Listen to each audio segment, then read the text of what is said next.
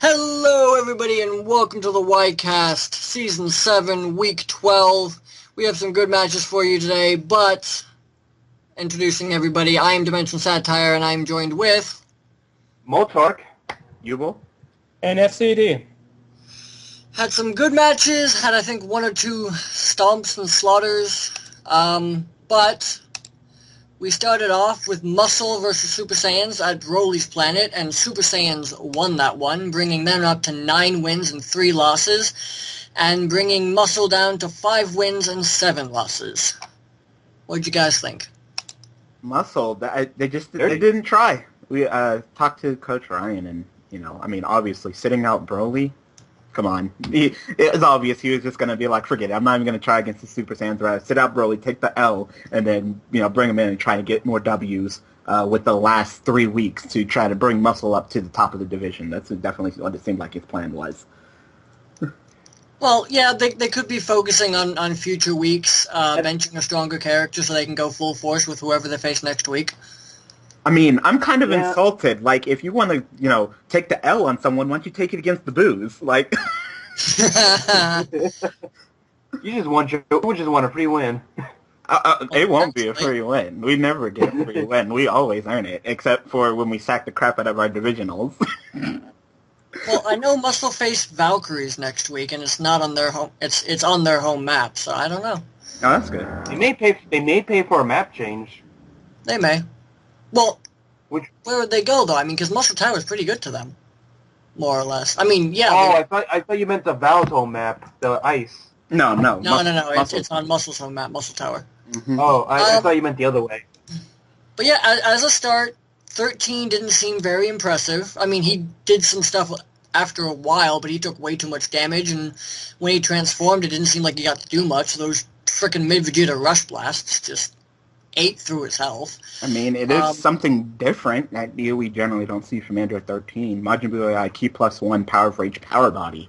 Like, okay. It seems like with these most characters, like when they transform, they just don't act as little anymore. Yeah, they change. I mean, Roshi didn't do much in general this week. Yeah. I don't know if it's my love for the Saiyan characters, but I don't know. I'm not convinced Nappa is their weakest link. I mean, it's a lot of weak links. Like, Muscle, I still feel like they have Roshi a giant... and Garlic right now are just... Yeah, Roshi's mad, Garlic's mad, Nappa's mad, so... you can't just rely on 13 and Broly, I guess, and Super Buu as well. Half your team is meh. So, speaking of Super Buu, Super Buu actually did pretty well this week. Yeah, definitely showing that great melee. I feel like they're going to be top junior next season. I would not mind that as on the personal level, even though I can't get him as for my team officially. Yeah, I know they said they don't want to drop Roshi because they don't want Dragon Ball Warriors to have him. I mean, not that they need him or anything, but... No, they should totally pick up Grandpa Gohan because he's totally swole. Well, I mean, if they dropped Master Roshi and Master Roshi go to Air Defenders, it may not Air Defenders, Dragon Ball Warriors. It made it so they can drop Pilaf. I'm not sure Roshi fits on Earth Defenders. No, he can't. I just didn't say the right team. I wanted to say Dragon Ball Warriors. I wish he did. Even though at some points you could consider him, he never actually fought against Frieza, Cell, or anyone like that. The only time he did was Resurrection of F, and that's much further than what the theme allows. The theme goes up to Cell Saga, so... Or no, Buu Saga, you mean? No, it went up to Earth Defenders go up to Cell Saga, which is why Vegeta is not an Earth Defender. I mean, they didn't really do a pretty good job of defending the Earth in the Buu Saga. Just... Yeah, good point. Yeah. Super Buu tried. He tried to get off for a birth. Yeah, he tried. I mean, that light body is... Well, the lack of light body. But he kept up with End Goku for the most part. And I think he just got spammed down by Vegeta after he beat Goku. But it took a lot to beat Goku. Oh, yeah. Goku's have really little since last season. Yeah, Goku seems like they're definitely stepping it up this season. They're not. Yeah, and Goku, base form and Not Goku. it. Yeah, just all of it. And Garlic, he had potential. I mean, he did like a 9K I-beam? I mean, jeez. Yeah, he has the damage with his build. He had Super Plus 2 and Indignation, so he has the damage. I mean, that's what I would love to see from him. That's the Garlic Jr. If they can just get that build to actually spam, Garlic Jr. could be a huge threat. Well, it's not just about spamming, it's also about netting, something he had his difficulties with. Yeah. Well, yeah, but he connected with 2 of them this week. He has a Rush B2. Did he have Power of Rage this week? No, he did not. No. So if they give him that build and he spams his Rush B2 and clashes and wins, I mean, in theory, that should be a good character. It doesn't want to work. So the traditional Rudrat strategy of we clash, we win, and that's it. Unfortunately, that hasn't been happening a whole lot lately, but yes. Spam Clash is a solid strategy. Anyway, unfortunately, Garlic transformed, got hit by a B2 when trying to do his own. Not that he was going to save the match, unfortunately, but oh well.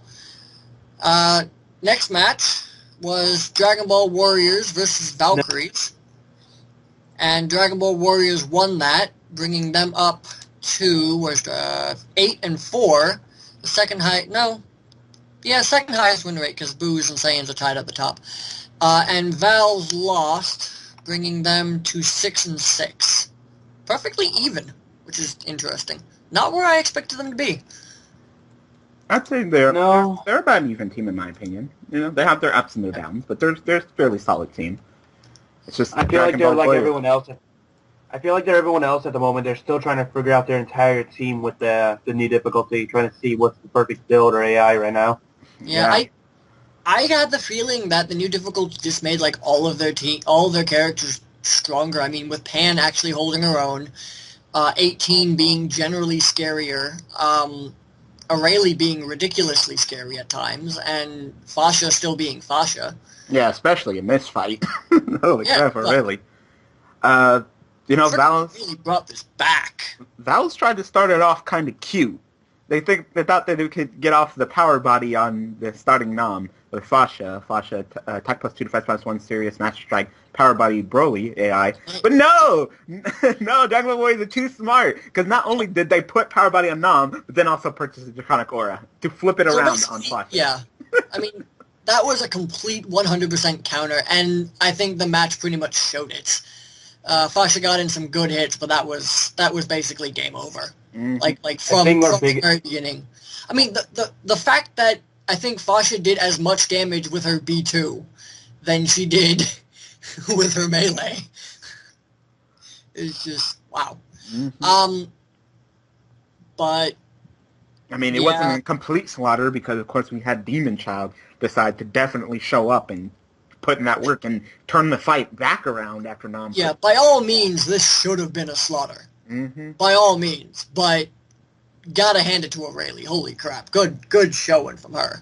I don't even remember what she did it through. I mean, was it through spam or was it through melee or like everything? It was through it all. Her melee, her B2s, her ping. It was all good. She even healed for like what 1,000 health. Yeah, that's right. Excited. She got excited off. Like good job. Like 1,000 health. Cool. Videl, she actually just wanted to show them up. But yeah, Videl did well. Yeah. I mean, she can't go through that power body well, but what she can do is clash with Nom. At least she got in like 3-4 clashes with Nom, kept beating them because she has dragon power, and Nom, who usually will probably have something, or no, don't generally not. Nom's had dragon power in the past, but I don't think they could fit it on this build. Yeah. I mean, they could have done power body and dragon power and then bought Draconic Aura, but that would literally be everything. It was attack plus 2, defense minus 1, quick fast attack, light body, power body, so ultimate body, and a purchase of Draconic Aura from the boost store. Yeah. But Nom tagged, didn't he? I'm pretty sure he tagged. I'm watching it now, but... Mm-hmm. Yes, he... Can I just say Nom actually got off for the villagers? And Goku Spirit Bombed. So that really, really, really hurt 18 like right from the get-go. She tried, but there's just only so much you could do. She didn't have Savior. No. Which is weird. She didn't. No, she didn't. Which is surprising. I thought they wanted her to use her ultimates more. I guess they felt like the rest of the Petars on the build were better. She has Super +2, Key -1, Light Body, Launch Support, Power of Rage, Indignation, Chatsurai. So, I mean, that's a fine... No Savior, no Kabutos, but she's a 2 build, so I don't know what they were trying to do. I guess they just wanted her to win clashes and do B2s. I guess they weren't worried about her doing an ultimate. But I didn't even realize 18 clashed a lot. Like it's not something that I realized that they... Oh, that's right, the Kamehameha, that's the ultimate into the Kamehameha. I forgot about that. But she... I don't know. I mean, maybe maybe that was the idea. They wanted her to spam her ultimate, and if she got into a clash, to win the clash and spam her ultimate again, maybe, but... I don't know. It was weird. Goku was using... He was blind. Yeah, and he spammed, too. I mean, he is kind of a B2 character, but still. But yeah, like, Rayleigh took out Goku with, like, Goku got, like, 1 punch off. It was ridiculous. Yeah, really. Rayleigh proceeded to destroy the rest of the team. Yep, but then we saw that beautiful free agent Adult Gohan come in and be like, all right, let me go ahead and just wrap this up. Yeah, it wasn't that long ago that Gohan was probably one of their weaker characters, too. I mean, their weakest was probably Tao, and then probably Gohan, and then the rest of the team. But now, Gohan's been doing some clutch performances. I mean, we're seeing the team. You got Nam on Melee with Goku and Adult Gohan on B2s. Yeah, Kid Goku's okay, and Tao is okay, but you can easily see how that team is 8-4, because that team is very strong and consistent, so... Yeah.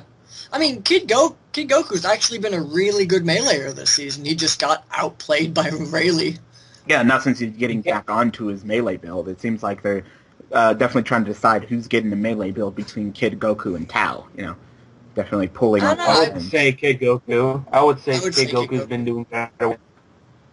I mean, it could very well, like, I don't know what to do with Tao at this point, because they have B2s, they have Melee, maybe defense might make him, a tank? Yeah, maybe. I mean, because he's got the B2s for it. I'm sorry, B1s for it. He's got... The long pod can... B2s. I don't know, give him the same build we give to Cell Jr. A little bit of clash here, a little bit of defense, a little bit of healing, I don't know.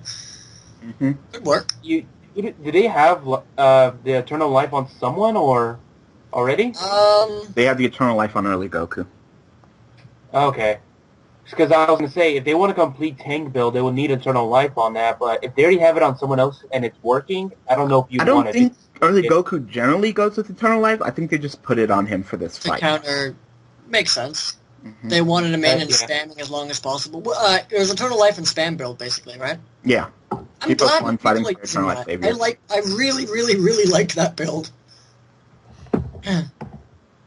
But it wasn't a bad fight. It was a lot of back and forth, but, you know, definitely the stronger and the strongest of the two teams showed up and put in that work for both sides. And it's just, you know, while Vows, you got a Rayleigh, they have both Nam and Adult Gohan with a little bit of... I mean, if Dragon Ball Warriors didn't counter that, there's no telling the way that match would have gone. I think Fasha would have probably handled Nam, started putting in work against, you know, Kid Goku or early Goku, and of course there's something of the Power Body as well.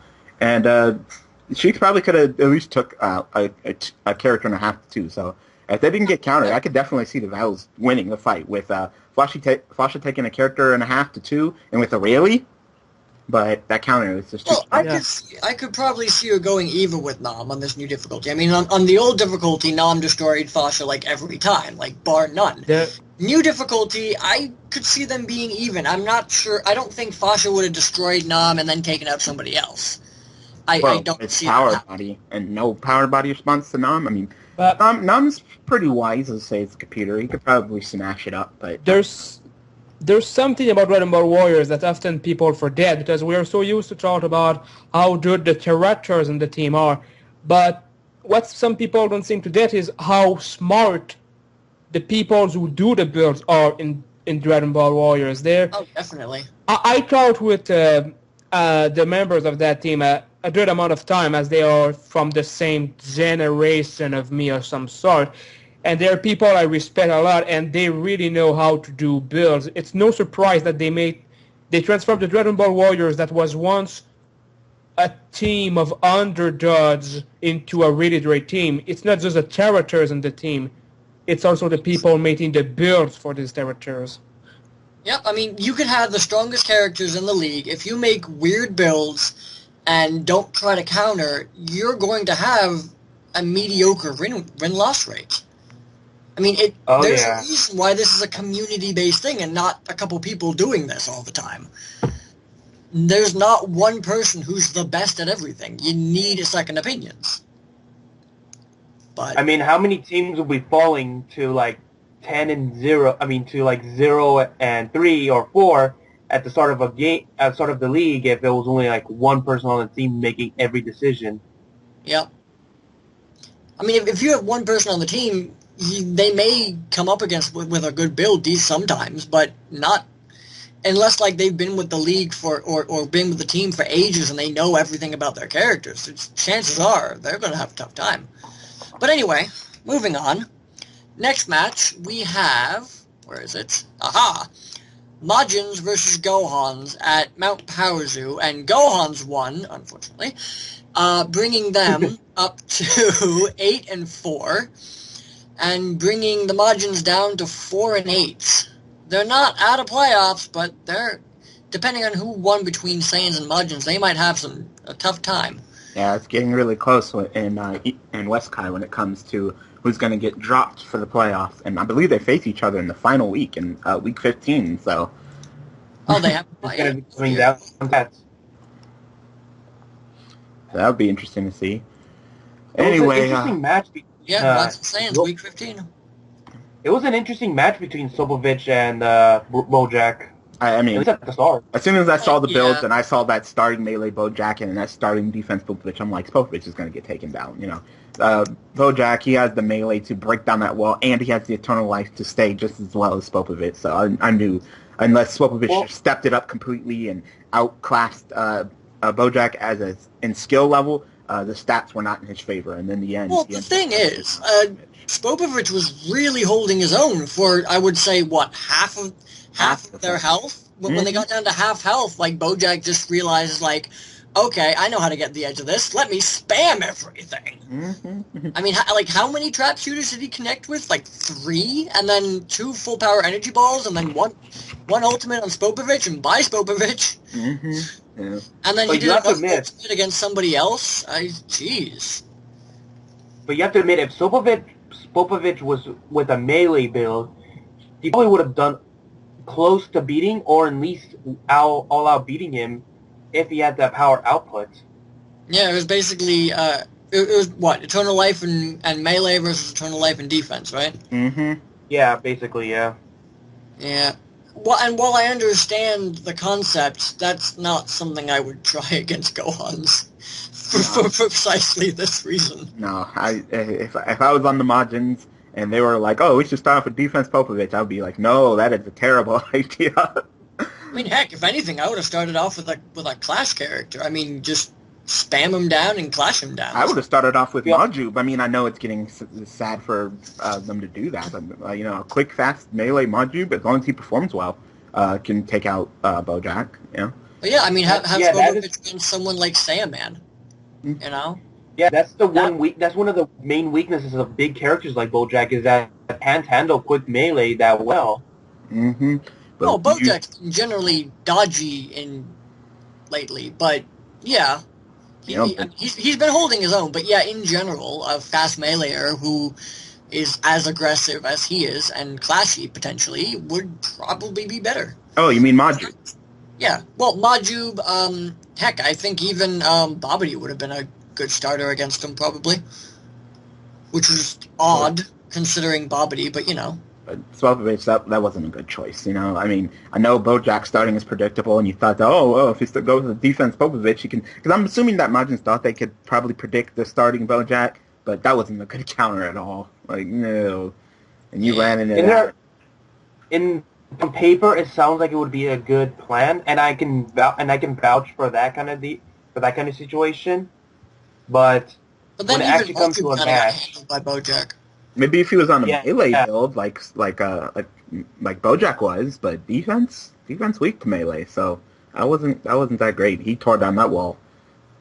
But then if he was on melee, there's no guarantee that... I mean, he could have done less damage because he got, hit down or, faster. I mean, and you can't argue that Spopovich wasn't performing. He just didn't have the damage output. He has an attack minus on top of it, and it's not like just all defense. There's attack -1, so he was hitting for less against another Eternal Life character.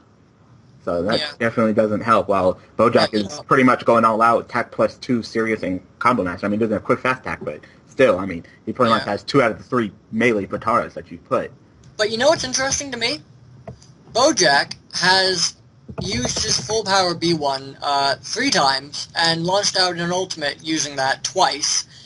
So, as great as him being on a melee build has been working for them, can you imagine a little bit of indignation with Eternal Life on there? Yeah, he can... Attack +2, serious indignation.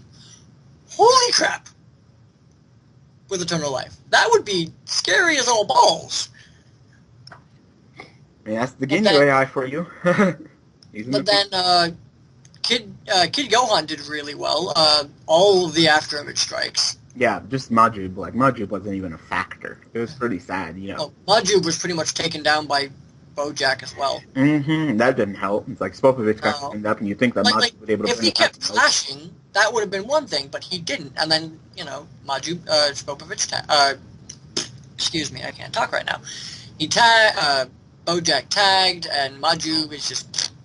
Yeah, I mean, he clashed with Kid, but mostly he just got his butt kicked. Like, I believe this is the second week of AI change. He used to be on Broly AI, but now he's on Boo AI.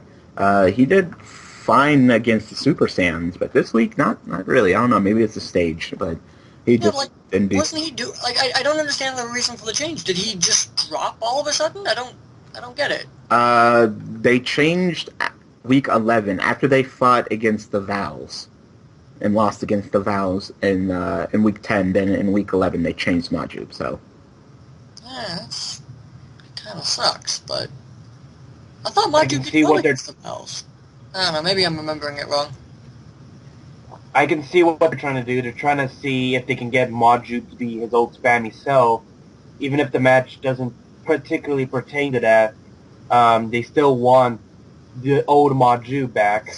No, it's still the melee build. The build that they copied off of Oob, pretty much the same build. So that's not it. It just seems like they just want to go from a melee AI like Broly to a melee AI like Majin Buu and see if he does better. And he did not. I mean, I'm surprised they just haven't went to Trunks and just kept copying Oob. Yep. I think it's because the two characters act too differently from each other that they kind of see that it's kind of not worth it. I wouldn't go with Majin Buu again unless you want to try it one more time, but it was not. I wouldn't. I'm not saying I would. And Kid Gohan, I like Kid Gohan. Remember when Kid Gohan used to be their weakest? I mean, stat-wise, but, if he performs, he can get that melee in, the aftermath strikes, everything. He's so good. Yeah, but I would have loved to have seen Deborah versus Kid Gohan, like an after-image strike battle, because they both had, Kabuto Secret Art for it, and Deborah just ended up kind of wrecking Saiyaman's face. Yeah. Partially because of after-image strike, so that would have been a fun match to see, but Deborah was... I mean, that ultimate overkill to kill Kid Gohan was amazing, but can you imagine if he saved that for Saiyaman? It would have been a much closer fight. And they still had to deal with a lot of teams, so that doesn't help. Well, yeah, but if they were after-image strike against Teen would have been very beneficial, but I mean, again, there's no guarantees they would have won that with the way, because they still had Bojack. Bojack. But, I don't know. Majin Vegeta was benched. So if Majin Vegeta was in and Maju was out, I mean, there's too many ifs, but... They could be trying to save him. They could be trying to save him for a different match. We don't know. Yeah. Maybe they viewed this one not as an important one, but maybe they viewed the next couple ones as more important for making it to playoffs. They can't afford to, make that kind of sacrifice. They can't. I'd be really surprised that they saw this match as non-important, because since the last maybe 2 or 3 weeks, every match they do is really, really important, because they are not safe at all from a playoff spot. No. Oh, that's true. I forgot Bobbity did an ultimate. Can you imagine how amazing that would have been? Oh, well. I mean, with the upcoming matches, you could arguably say Gohan Zahara if they face Blades next week, then Earth Defenders, and then Saiyans for a division. Yes, I hope you learned from this, Majins. I need you to beat Blades next week. Please. But that's for another time. If they could get a Majin Vegeta to go on a self-nuke build, I'm kidding. Wouldn't be the worst thing, I don't think. But if he can nuke himself at the last bar, that would be good. Dabura couldn't do it. Couldn't bring it back. They lost. Although he did very well. He did very well. He did well. He did do well. And I'm glad that he's not on the free agent bench anymore. And between him doing a lot better and Majin Vegeta doing a lot better, as a team, the Majins are a lot more solid. They just gotta kind of sort of make Spopovich not love B2s anymore. Because he loves running into them. He can't be Aether and... Yeah. I don't know what I would do for him, because he's not spamming, so B2 build wouldn't help him.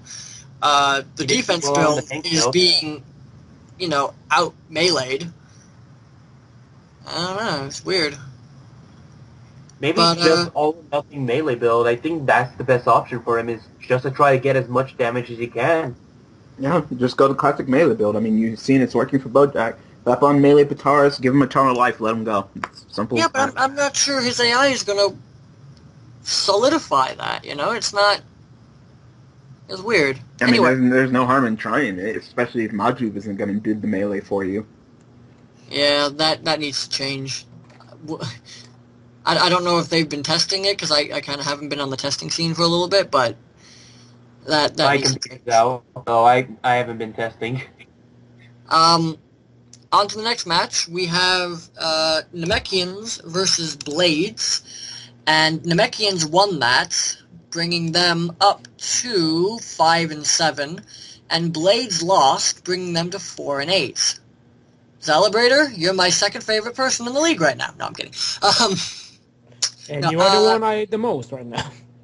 In an interesting turn of events, Namekians predicted the Blades lineups almost perfectly, from what I understand, if not exactly perfectly.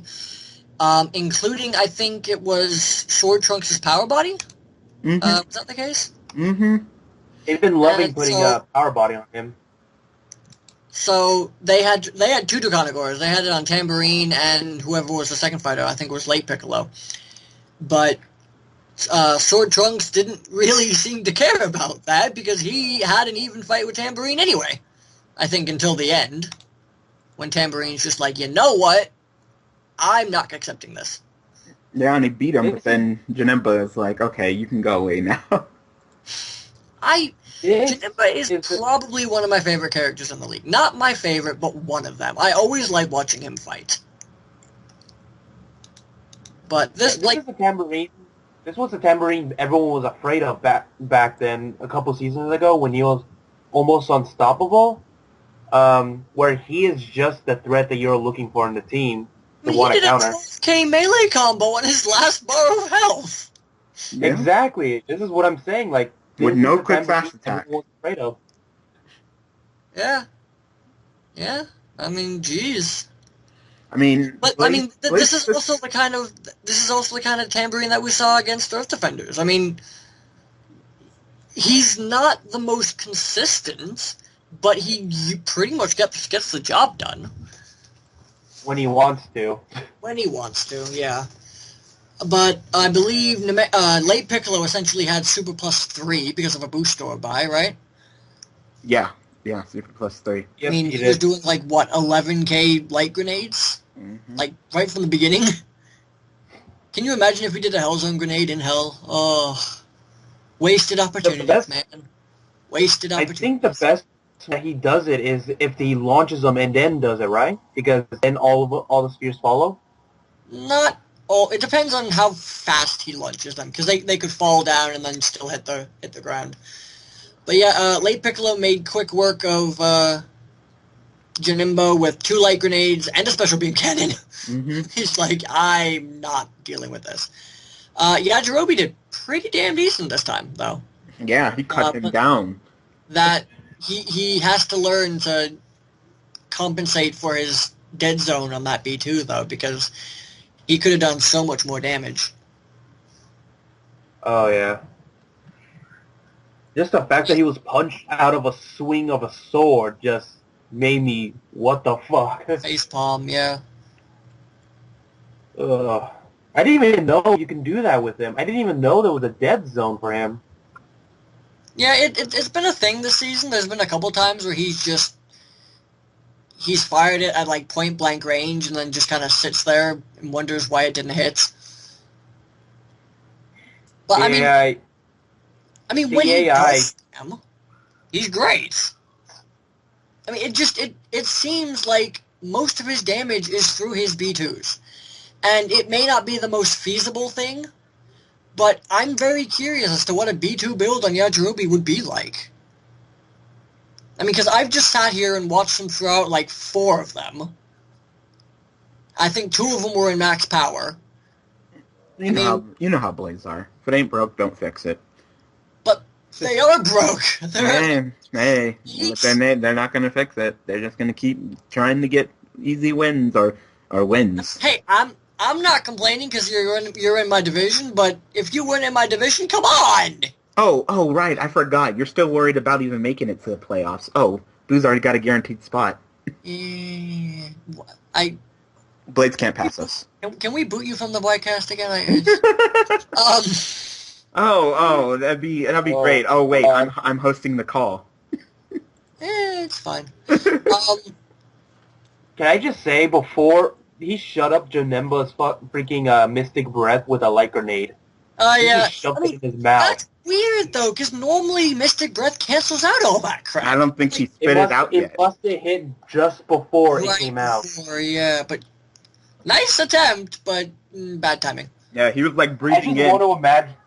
He like sucked up air to spit out the Mystic Breath, and he just ate it like grenade and blew up in his mouth. I just imagine he's trying to breathe in from the Mystic Breath, and all of a sudden, light grenade, and he just swallows it. Oh my god! But speaking of Tapion, Tupion, Tupacion, kinda held his own. Kinda did stuff. He tried spamming and did his damage. King Piccolo tagged, and he had to face Pycon, and I just think that's a bad matchup in general. Mm-hmm. Still with that persistent threat on Tapion. Like, okay. Oh my god, he was so persistent. But yeah, for those who don't know, persistent threat is a B2, a Potara where it lets you do kind of like a wild sense, like counterattack, if you're on the ground and an opponent hits you in melee. I think that's the 1-point version of it, or maybe that's the 2-point, but there's a 1-point version that hurts your B1 charge rate, your blast dog charge rate, and then the 2-point that doesn't. So I'm not sure which one that was, but and very, very, very situational Potara. Let's just say it's not one of the most popular one. It's I mean, if you're facing someone like Nam or maybe Fasha, I can and you're hurting for points. I can understand trying it, but I don't. still ridiculously situational. And once Pycon came in, it's just kind of like, I'm going to melee you down, and Tapion tried spamming, but he had no accuracy against Pycon because Pycon was so far away, and yeah, fun stuff. Blades, they're not out of the playoffs. They're not. But it's going to be very hard for them to get in. I mean, they're what, two wins under the Rugrats? They're 3 wins behind us right now. We are 7 and they are 4. 7 wins, they're at 4 wins. But basically, if we win one more match, then even if they win, then it doesn't matter. So if you win one more match, then everybody's good. So Gohans are safe, Boos are safe, and you're almost safe. So if you lose the next 3, including your divisional versus them, and they win all 3, then they will pass you because they have an even score. Yeah. But yeah, that's literally exactly it. Because we haven't fought our divisional match. Mm-mm. And so one of those 3 wins that they need is our divisional match. And naturally, we're not going easy on them, but we've noticed that they've been kind of stockpiling all of their Zenny. I think this was like the second time they've actually used the boost store. They used 1 point on Rising Fighting Spirit on their closer, and I think they used like 7 or 8 points this week. Yeah. So considering they got 16 Zenny from losses, and they got randomized Chi-Chi, which is very cheap, they have a fair amount of Zenny to use. Yeah, you're just lucky that you can only put 1 boost per character. Yep. But, moving on, we have my favorite match of the week. Rugrats versus Androids. Rugrats won on our home map, bringing us to 7-5, and bringing the Androids down to 6-6. Now, if you told me at the beginning of the season that at week 12 Androids would be 6-6, I would not believe you. This is a shock to me to see them at 6-6. I mean, they're in playoffs. They're in playoffs. They're guaranteed in playoffs. They ain't getting out of the playoffs. But still. Yeah. I mean, if Earth Defenders were doing better this season, they'd have a fight in their hands, and that's not something you expect to see from the Androids. So, cripes. There was a lot of back and forth. You both had characters who sucked, but then you both had characters who did really well, and then just your tag game allowed you to win. If no one's tagged, Cell Jr. versus 17 was not a matchup we ever wanted in a million years. We kind of put Cell Jr. first to avoid 17. So, holy crap. I mean, you tried that starting power body thing. Boos tried that and it bit them in the ass, and Sans tried it and they won with it, so... Yeah, I mean, we were expecting, like, 16 with power body, and we were hoping our power body would beat their power body, because Cell Jr. is a fast little bugger. Or you know, Cell to hopefully at least, you know, mitigate one of their stronger fighters. But no, we get 17, and it's like, this is the worst possible matchup for Cell Jr. at this point. And he ended up keeping it an even fight, which, good job. I mean, he still has the power buff, that's nice, but God, 17 just kept on making it. Mitigated one of the biggest threats on the team. Yeah. Mm-hmm. And not to mention that Android barrier was pretty funny. Mm-hmm. But yeah, so the only odd thing for me is that Cell Jr. didn't use any B1s. No solar flares, no after images, nothing. No going to max power. It was just weird, because he normally does at least 1 or 2. But anyway, he went down, GT Goku came in, tried an ultimate, but got his butt kicked in melee by 17, who isn't even a melee fighter. That kind of pissed me off. I mean, he has quick fast attack with Sirius, so he has a little bit of something. Yeah, they made him a balanced B2 fighter, but, like, even if you give him a melee build, I would not see 17 as a melee fighter, just in general, and he just did all that damage. And then Jiro came in and said, I'm going to drain all these kids of their energy. He wanted their youth. What's up with GT Goku? God, for goodness sakes, he's just up and down and up and down. Yeah, what is he? I'm guessing, Jirobi is not the most consistent. I mean, he's solid when he gets his momentum going, but Jiro is just out melee, or out. I should say out dodging him is what I should say, because GT Goku tried. He did some decent stuff, but Jiro is just dodging everything. Yeah. Then Dodoria came in. Dodoria, I freaking love you.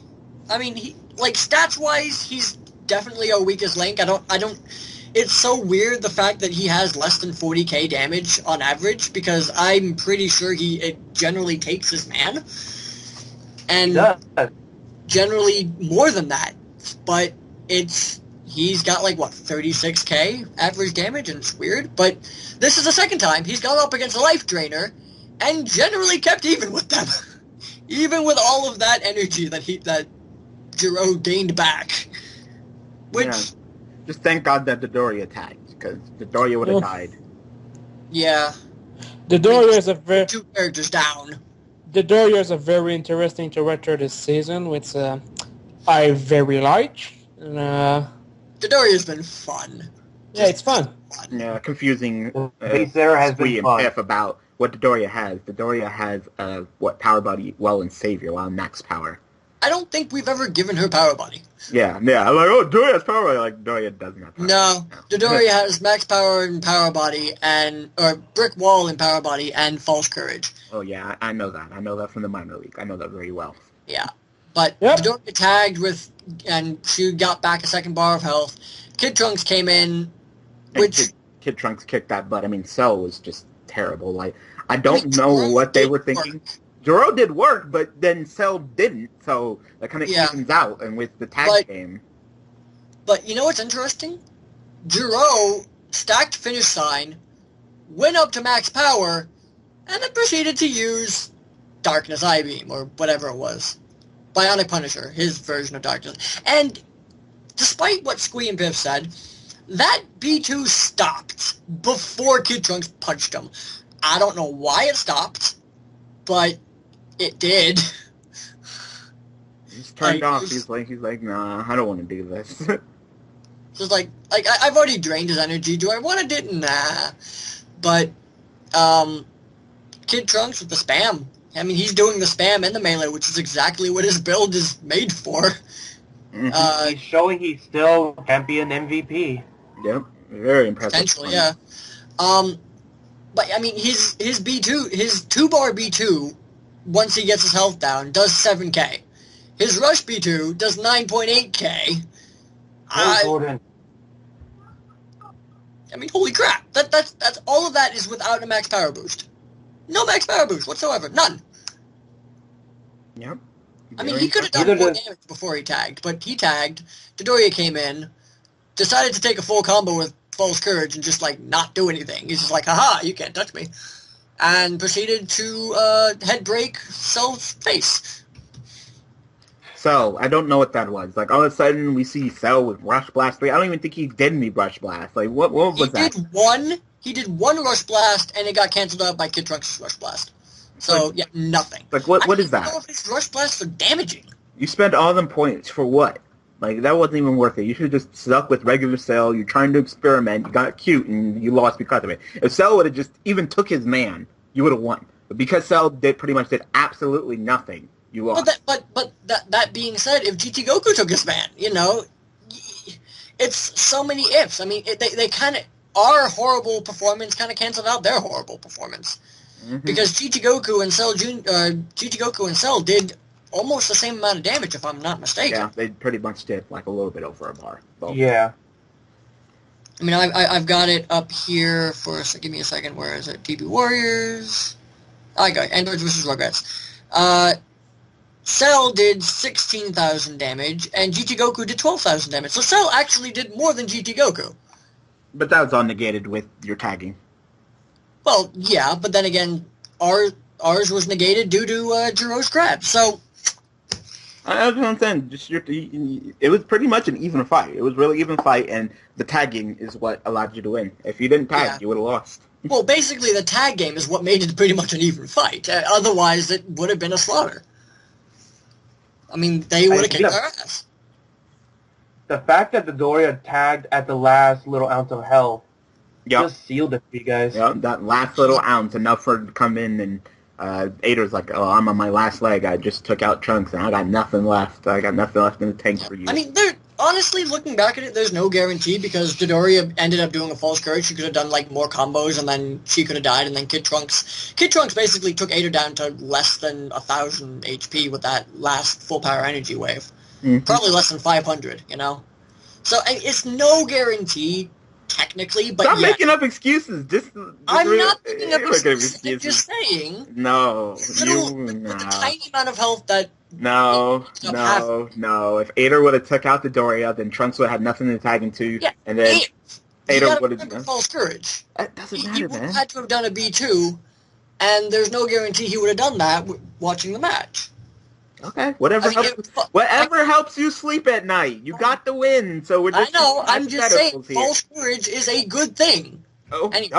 It's a great B. It's a fucking fantastic B1. Come on, that thing's ridiculous. But, anyway, next match, Booze versus Derp. I'm gonna let you take this. Booze won, taking them to 8 and something. I don't know, 8 and 4. 9 and 3, tied with Super Saiyans for the best record. Hello. Get it right? Blah, blah, blah, blah. Oh, you sound so salty. Mm. Yeah, let's talk about the real tragedy here. The last of Team Derp. Yeah, I mean... No, you guys don't know. Won that match against you. It should have been 8 and 4. Frickin' chicken, Kid Trunk, Kid Boob, avoiding that frickin' ultimate. You frickin' back. Wait, what? One, Kid Buu wasn't in, and 2, I mean, what ultimate? No, I'm talking about when we fought. We should have had that win because of that stupid ultimate, but... Wow. I mean, you could say the same thing. You could say the same thing when Kid Buu slam dunked that planet burst into the ground, so... Good point, but still.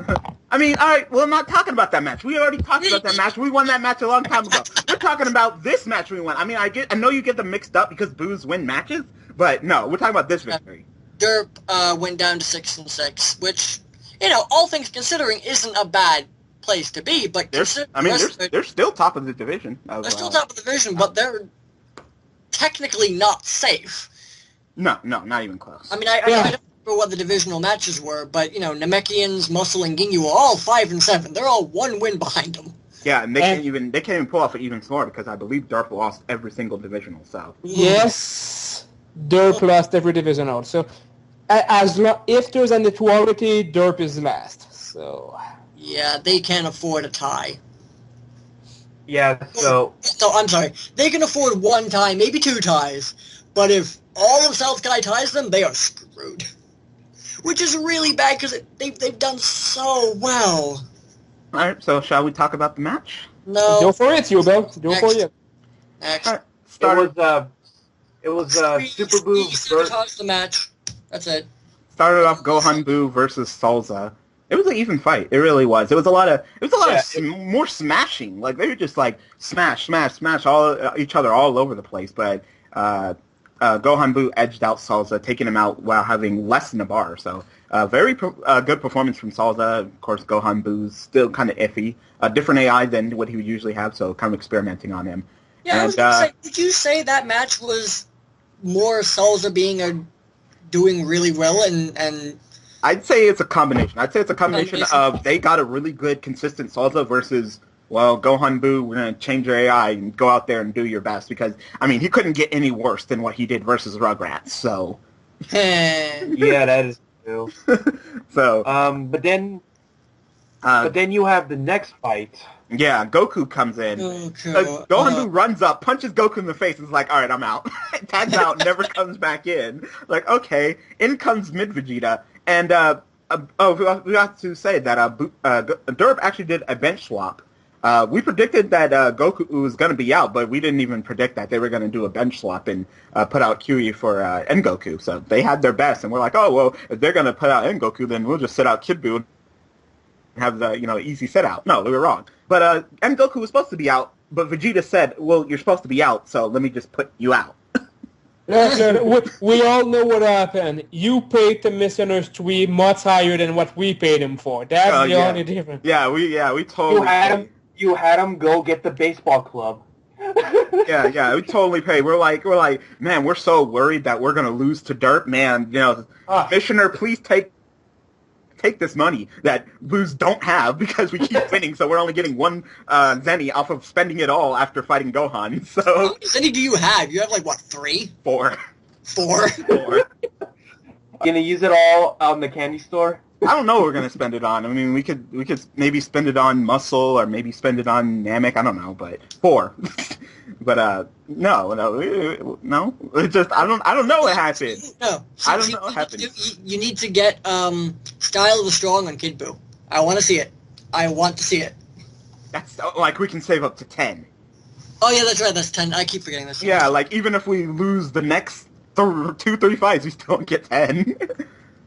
But Vegeta. I mean, God, I love Vegeta. Sometimes he was a great pick. Guys, he just went he didn't. Mm-hmm. He's like Kakarot. You're nothing. You're just a spear bomb. Let me show you how to do an ultimate. Then I'm gonna hit you with this Gallon Gun. And he destroyed Goku. It was like my base form can beat your base form, which is further along than my base form. I don't care. It was just I think it was that Goku refused to do ultimates that match, even when he had the potential to do so. No which was ultimates. weird. I think he did 1v2 at a really bad time. Yeah, he did it to a Gallic Gun, I believe. No, another one super into a explosive kick. wave. No, he did it into a super explosive wave, and I don't think he did anything else. He tried a No, he did Kamehameha. He tried a Kamehameha that completely failed. He tried another Meteor Rush that sent him in a class that he lost. Oh yeah, he got kicked out of his rush. He got kicked in the face. I remember that. Good times. Yeah.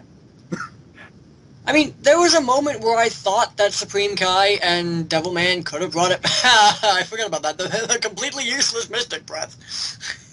Yeah, Iwabu was like, let me dodge and get this Mystic Breath, but just in case. Vegeta putting in that work. Then Supreme Kai definitely showed up in this fight. Like Supreme Kai did the best that he could have possibly done, and very impressive. He gave it to Vegeta, fought well with Iwabu, tagged out, and then came back in, finished off Iwabu. But at that point, they were already in the hole. Sauza was down, Goku was down. Devilman didn't do an ultimate. He didn't do much melee either. He's just kind of like... He tried to do a Pitchfork Rush, ran into a Kamehameha. Like, he got one Pitchfork Rush off. Like, he got one off, yeah. Yeah, but Evil for 7.7k. You know what? That's the same amount as Goten's head charge. Assault. Mm-hmm. Yeah, it's a really... But that's 2 RB2. You bastards. If Devil Might Beam would have hit, it would have done damage on almost all the characters except for I think Oob. It would have done like 1,000 Oob because he's actually really good. Did Oob even fit the field? Yeah, he did. He hit the field and then did the last bar on Supreme Kai, punching him in the back of the head for victory. That's gonna hurt his overall run damage rankings. Yeah, I like his ranking, but no. If he hits Oob, he does I think 1,500. Vegeta's 12k. Kid Buu and Gohan Buu are 24k, and Evil Buu is 34k. Oh, so yeah. Thank Christ that Devilman did not do the Devil Might Beam on Evil Buu, because that would have been... I still don't think we would have lost, but it would have definitely swung the fight in a Well, the thing is, if they tagged and he spammed his ultimate, that could have been GG, Yeah, but he didn't even tag. He just came out, tried to do Pitchfork, ate it, lost the Evil Buu, and then in the end, Oob really didn't have to do much. Oob did less than a bar, and Gohan Buu never tagged back in. This is not the Devilman that we're used to seeing. Hey, not at all. That's not the Goku you This isn't the Derp that we're used to seeing. That isn't the Goku we fought. Hey, I mean, I have no problem. I mean, to be fair, the Dotu Earth Defenders at 5, that Dotu existed for 3 weeks, right? Yeah. Don't even bring up that match with me. I'll spam you on Skype when White Ass is over. I'll see. I'm honestly curious if Supreme Kai might not be stronger in Kibito Kai form. I mean, because that would allow them to use Eternal Life on the dude, and Eternal Life spam build would be very interesting on the guy. I mean, do they have a choice? Yes, they do. They can start Supreme Kai and Kibito Kai, or just throw a Broly's ring on him. I was talking to Angel. He was thinking about it, but I think he ultimately wanted that little bit of health, and the fact that I think Supreme Kai in base form has After Image as a B2, whereas... No, wait, no, they still can't have Eternal Life because QE. Yep. Well, they can have Eternal Life when Kui's benched, but yeah. I mean, Boo's... because you could say the same thing for Boo. Majin Buu was inactive, Kid Buu was benched, there's no Eternal Life. We actually opted out of it. I wanted to argue, and then Scotty was like, no, we don't need it. And it's like, okay, fine, we won't use the Eternal Life. The one time we can use Eternal Life, and we're not going to use it. There's no guarantee that Kui's going to be here next season. I don't think. Okay. Yeah. I have no guarantee. No, there is no guarantee. But in fact, you might be seeing Dodoria back to replace him, to be honest. You very well might. I think that'd be a pretty good idea. And heck, if you might even get 19 back in place of somebody. I wouldn't say so. He's been... I wouldn't okay. go that far either, but just pointing it out. Anything else about this match? Next match? No, it's just just say I'm sorry. GG. Good job, Bruce. You know, I have nothing to say to that. Yeah, that was a clean victory for the Boos. There's not a lot to say. I mean, Boos. I mean, they're 9-3. Boos are becoming one of the scariest teams in the league. You gotta admit that. Like they're I just have to say, we all now fear the club bats. Yeah. We all gotta pay that money, and Rugrats gotta paint fences and shit like that. I already talked to Squee, and I already paid him plenty, so when you face Blades, you're definitely gonna lose. So, next match, we have Saiyan versus Cold on Cold's home map. Cold won, bringing them up to 7-5, and bringing the Saiyans down to 5-7. Well, I mean, at least they didn't get completely wrecked by Ultimates, but... Yeah, good start. Raditz putting in that work against King Cold. Mm-hmm. I mean, Raditz is quite possibly their strongest character at this point, when the other characters decide not to work. I definitely think so. I think Yeah. that's fantastic. And the sad thing for the Saiyans is it happens so often that the other characters don't decide to work that Raditz have to be their best on a weekly basis, pretty much. Yeah, I mean, because Scout of Vegeta's a good character, Bardock's a good character. They just decide to turn off some weeks for random reasons that we don't understand. And they definitely turned off this week. Yeah. Especially Bardock. Scouter ended up doing pretty decent, all things considered, but he didn't do what he was supposed to do. And Bardock. Especially when he transformed. He just stood there. He stood there, missed a grab, got his face kicked in, didn't do anything. And same thing with, I think, King Vegeta King Vegeta was in this week, right? King Vegeta transformed as well. And did the same thing, just kind of sat there, did like a combo, tried to grab, missed the grab, and died. Them apes, though. Those apes used to be really good, and now they're just kind of, crap, do we have to deal with this now? You know? Hey, I mean, question me if I'm wrong. Question me if I'm wrong, but can Raditz transform into an ape? No, he can't transform unless there's a moon. Yeah, he need the moon. He cannot create one himself. Has we ever seen him transform? Raditz, Nappa, Fasha, and Bardock are the ones that need a moon to transform. Scouter Vegeta doesn't need one, King Vegeta doesn't need one, and Turles doesn't need one, or Turles, or whatever you want to call him. Which, I'm very interested in, are we 100% sure Turles is bad? I don't think so. I think Turles because, okay, fruit addiction, generally bad, I get that. Well, in the league, I mean, fruit addiction is far from being the worst possible addiction in real life, let's be honest. Well, yeah. But, I mean, okay, fruit addiction aside, and 3-bar volley that kind of sucks aside, what if he's a melee character that does like Raditz and doesn't use his B2s? I mean, okay, maybe, I don't know what tests have shown, but if someone keeps breaking, or if you have a weak link, like, I don't know, I still kind of think King Vegeta's more or less a weak link. But I don't know. Don't say that. From what I hear from them, they said that they're going to try to get rid of Turles next season. Even for Whoa! Nappa. They're going to bring Nappa back in? Seriously? That's what I'm hearing. It's, well, I have to say, he's been doing work for Muscle at least. No, I know. I still think he's been doing better than Roshi and mostly better than Garlic. And but that's why he's on the free agent bench. Well, you have to say this. He's been timing that B2 of his better. Right, yeah, I like Nappa. I think Nappa. I like love Turles. Nappa. I like Turles. I feel like he could be a really strong melee. Like him and Raditz meleeing it up. My absolute favorite B2, my favorite ultimate in the entire game. I love that ultimate. I really flipping do. That's like it's the coolest freaking thing. He just stomps on your head before blasting you. That's awesome. There's no respect. It's awesome. And I actually kind of like his kill driver. It's fun. But that volley is just, that's got to go. It's just gotta go. Yeah. But yeah, King did decent in the melee department and, executed Metacooler, except Metacooler didn't stay executed because he had a whole bunch of health left. But Cooler himself, though. Cooler is doing a lot better than we're used to seeing him. He used to be kind of that weak link. We have to give it to Harume. She fixed her weakest link. Which is amazing. I mean, Cold, has no weak characters anymore.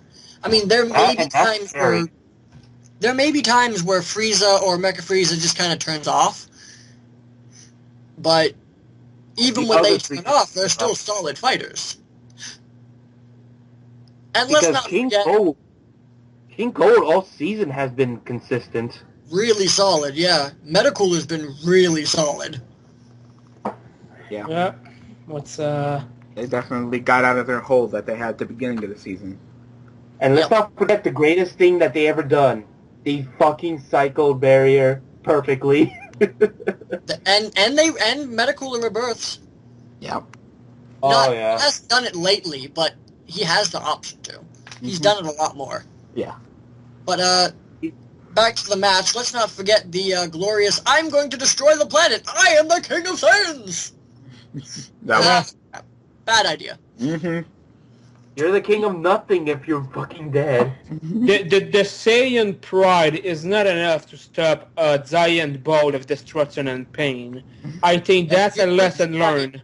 Your pride is not... Vegeta has learned that so many times. Look, one day he will finally understand it. Yeah. He just needs to meet Goku and have Goku kick his ass. But Bardock, Bardock just kind of didn't do much, but it wasn't entirely through lack of trying. I mean, he tried 3 Final Revengers. One of them was blocked, one of them was dodged, one of them he was punched out of. But, no ultimates, no beams, no good melee. We've seen good melee from him. Nothing this week. Nope. He had all the time in the world to, charge. And I think he charged once or twice. It was just really? Bardock, come on. And then Frieza tagged, and it's just basically game over, because you had 2 bars of Cooler, 2 bars of Metacooler, and I think 2 bars of Frieza when he tagged? Well, I'd have to go back and check. No, 1 bar of Frieza when he tagged it, but Frieza still had, Savior, so it's just... I'm sorry, Bardock and 8 King Vegeta weren't going to win that. No way. No. Unless, they actually connected with a crap ton of B2s, which wasn't happening. So, it kind of sucks. Because I like watching the Saiyans, and I like watching even fights, but this was not an even fight. Not even. But, anything else? How much health did Frieza lose? I remember one of the Cold characters did not lose that much in general. Well, King Cold died. Metacooler tagged out on his 2nd bar of health, so he had a 2nd bar if he tagged. He would have a 2nd bar if he tagged back in. Cooler tagged on his second bar, so he had a second bar, but he kind of went down to almost losing that second bar. And then Frieza had a bar.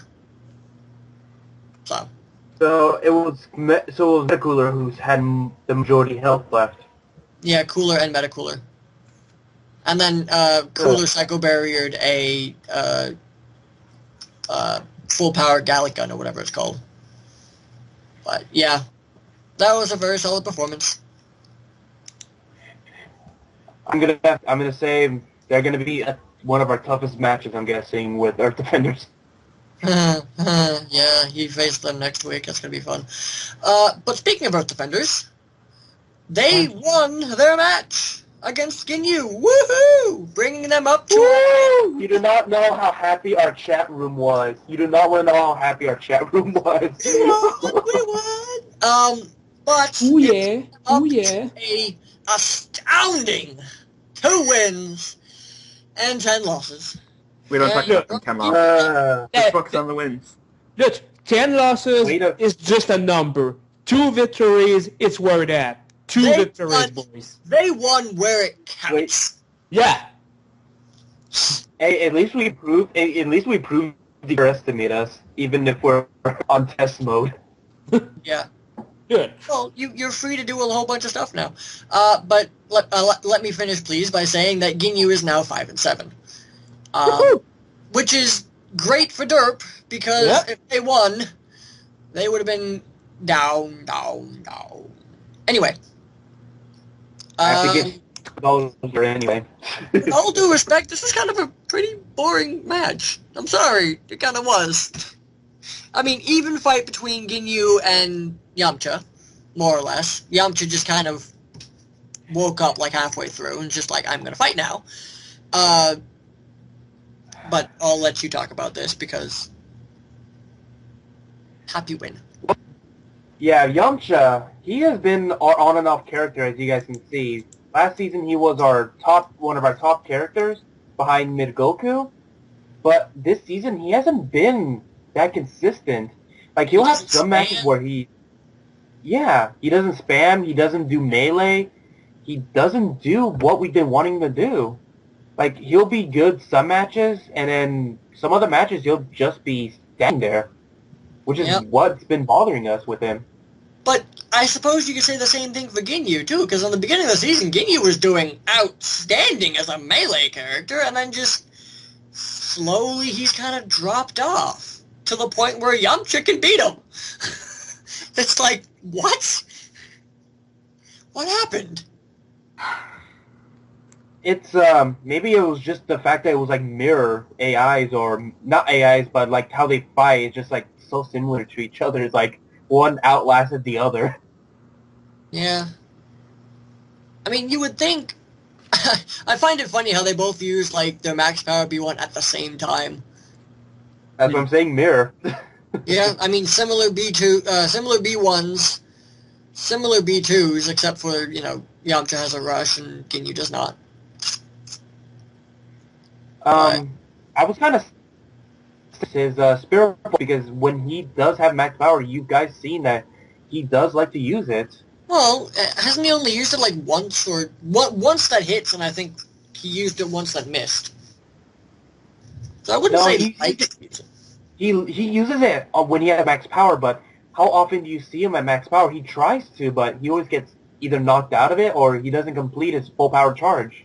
Well, I've seen him get it off a couple times, but usually he dies, like, right after. Yeah, that is true. But he did beat Ginyu, which was a good thing for us. Recoome did to Yamcha what Recoome did to Vegeta in the show. Completely kicked his ass. And healed up pretty much all of it. All of the damage that Yamcha did, Recoome pretty much healed. And then we have Chaozu coming in to replace Yamcha. Yeah, and I gotta say, I'm kind of surprised that Chaozu is in instead of 19. I kind of expected Chaozu to be put on the free agent bench. Well, no, it's because, well, we're most likely not gonna have 19 next season, so we decided, you know what, we're not gonna work on 19 anymore. We need to work on our main team, the people who are... Oh, right, because testing, right. Right, of course. Why test Yeah, on but 18 when you can test on Chaozu? yeah. So Forgot about that. Chaozu, though, we took him off that serious build we've always had him on, and surprise and behold, he's able to last and do the damage we need him to do. But you take him off a melee build, and he kicks ass through melee. He does do a lot of psychic rock throws that hit. Yeah, they don't do a lot of damage, and a couple. His Dodon rays. Did you give him Ki +1 or? Ki +1, yeah. Okay, so with indignation, his charge was good. His rock blasts were doing like 8k, which is great, but his Dodon rays were doing 5k.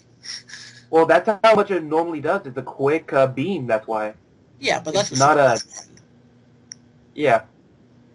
But Zarbon came in. Zarbon, what, back on default AI, which was, what, the aggressive one? No, Goku was the aggressive one. Yeah, I was wondering about that. I thought we were going to see the Zarbon that, was the super aggressive one. I don't know, like Zarbon's a character that should not be doing as bad as he is. No, he's not. As someone who coached him before, I'm kind of surprised that the beginning of the season seemed to have shown the potential of Zarbon, and he's slowly have fallen since. Yeah. I feel like if they would have kept him on his original form, he might be quicker where they needed him to be. Well, the thing is, his original form has a max power B1, and I don't remember what the other B1 is. But his B2 becomes a free bar rush energy wave volley, and that generally sucks. But that being said, his energy wave volley is what did a crap ton of damage in his free agent test video when we first find out that Zarbon could be a really powerful thing. So, he was, if I remember right, he was like a Maju because he liked using it. Yeah. I mean, okay, it was a 3-bar B2, but he used it. A lot. But then here comes... Krillin came in, did a lot of damage to Zarbon. And holy had a hell, pretty good fight my God. Murder. Murder was one of the top, was the character that beat out Nom in Melee, if I recall, right? Yep, but he did have Power Body, if I recall. Mm-hmm. But still, yeah, that doesn't make him any less of a good melee fighter. Mm-hmm. Oh. But Krillin, I mean, on the bench this entire season, and he is pissed. You know what we told him? Good guys. Okay, you want the truth? We told him 18 was going to divorce him if we lost another match. So he kind of had to lose the fight. That's not nice. And 18 is a good girl, so we'll never do that. Yeah, I kind of wish 18 in the show kind of stayed her badass self, and now she's just kind of like a stay-at-home mom. And I mean, I understand it, and it's great about that, but I liked her when she was sassy and badass and all that stuff. Look, I'm pretty sure that Krillin is not the man at home, okay? I'm pretty sure he's not the one with the pants. It's But back to you see in Dragon Ball Super, she's all like, "Oh, you're so sweet. Let me take care of that." And it's just like, eh. But she didn't make a remark that she was still stronger than him. Of course, I don't doubt that. I don't doubt that at all. But back to the match though. The fact that Krillin, he actually was smart in this match. Like when Berta launched the Powerball, instead of just taking him, he actually launched one to counter it. So he was pretty smart, and that's what we've been hoping a lot of our other characters would do. Though we were a bit sad we didn't see Goku in the match. We were trying to test them a new AI right now. But we are definitely happy to have the second win. Yeah, finally a win. It's a breeze of fresh air to see you have success, because there's many matches you had where we pretty much everybody felt you could have won that one, but there was something missing somewhere. It was a character that did not perform. Yeah, so to see that finally the team bring it up together and was like, you know what, guys? I think only one victory kind of sucked. Let's get a second one. But yeah, but that was a good match either way. We felt like Ginyu didn't give it 100, but we still felt like we gave a good match. All right. So, anything else to say about that fight? Nothing really else. I said all I could. All right. So, congratulations, ED, and good luck, Ginyu, in your next fight. I mean, if you want to suck next fight, then all right. Anyway, I'll be fine. Who do they face next? Us, Booze. Oh my god. All right. So we're gonna go ahead and move on to questions before we get to predictions. So, okay. We have 2 questions from Baxter. Surprise, surprise. So, starting it off, first question. Oob is currently ranked higher than Kid Buu, but they both seem to be doing well in Melee. Although Oob appears to be more consistent, who would you say is the better Melee character overall, Oob or Kid Buu? They're both great at Melee. You know, it's just, I wish we really could have them both on Melee all the time, but of course, Gohan Buu's like, look, I'm good at Melee. Put me on a Melee build, and I'll do fine. We just got to find right AI. While Kid Buu at least has something different. Like, Oob is Melee. Ever since Season 5, Oob has been Melee. Gohan Buu's Melee. But Kid Buu can be spam. You know, we give Kid Buu that Ki plus 2 Savior, Dragon Power, win all clashes, get in your face build. Just be great at everything build, and he puts in that work, and that's what makes the team more well-rounded. So while there's at times especially if Oob is out, we will have Kid Buu possibly be on Melee, just to fill in that gap, plus Kid Buu's really good at Melee. We saw against the Earth Defenders, I'm sorry. And a little bit against Gohan's. He kind of derped, but he did do great Melee. I'd just say it really just comes down to who does the job the best more consistently, you know? Oob, he's generally earlier. He'll start off, do his Melee. He'll take his man. Well, Kid Buu, you know, Kid Buu can be up and down. It really depends. But I'd say they're both great at Melee. And I really wish we could just have them both on Melee. But giving up that awesome B2-age on Kid Buu for Melee, yeah. I have a question about that. Didn't he face his polar opposite on Gohan's Team Gohan Super Saiyan 2? Yep, and he faced his complete polar opposite, and they pretty much negated each other because Kid Buu was stupid. He pretty much allowed Team Gohan to launch a Super Kaioken on his face, go to max power, and then when Kid Buu finally went after him, Team just jumped back and hit him with a father-son. Like, Kid Buu was at least 2 bars ahead of him, but he just kind of dropped the ball on that one, so. Not the best. I can see why you're prioritizing Oob over Kid Buu right now. Yeah. So. But I guess you can't really ask anybody that question better than that. I mean, who you guys think is the better overall Melee character, Oob or Kid Buu? Kid Buu. Well, one has a quicker Melee, but one is more consistent with it. They're both really fast Meleeers. I'm pretty much there since Season 1, and Kid Buu. He is the most impressive of the two, in my opinion. Yeah. All right, so there you go. There's that question. All right, moving on to question 2. Do you see any potential in any of Frieza's forms besides first or final?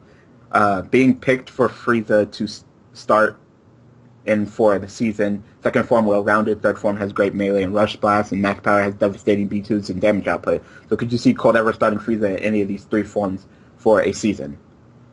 Look, I still remember pretty well the time in which Frieza was starting in first form and to transform into all of his forms.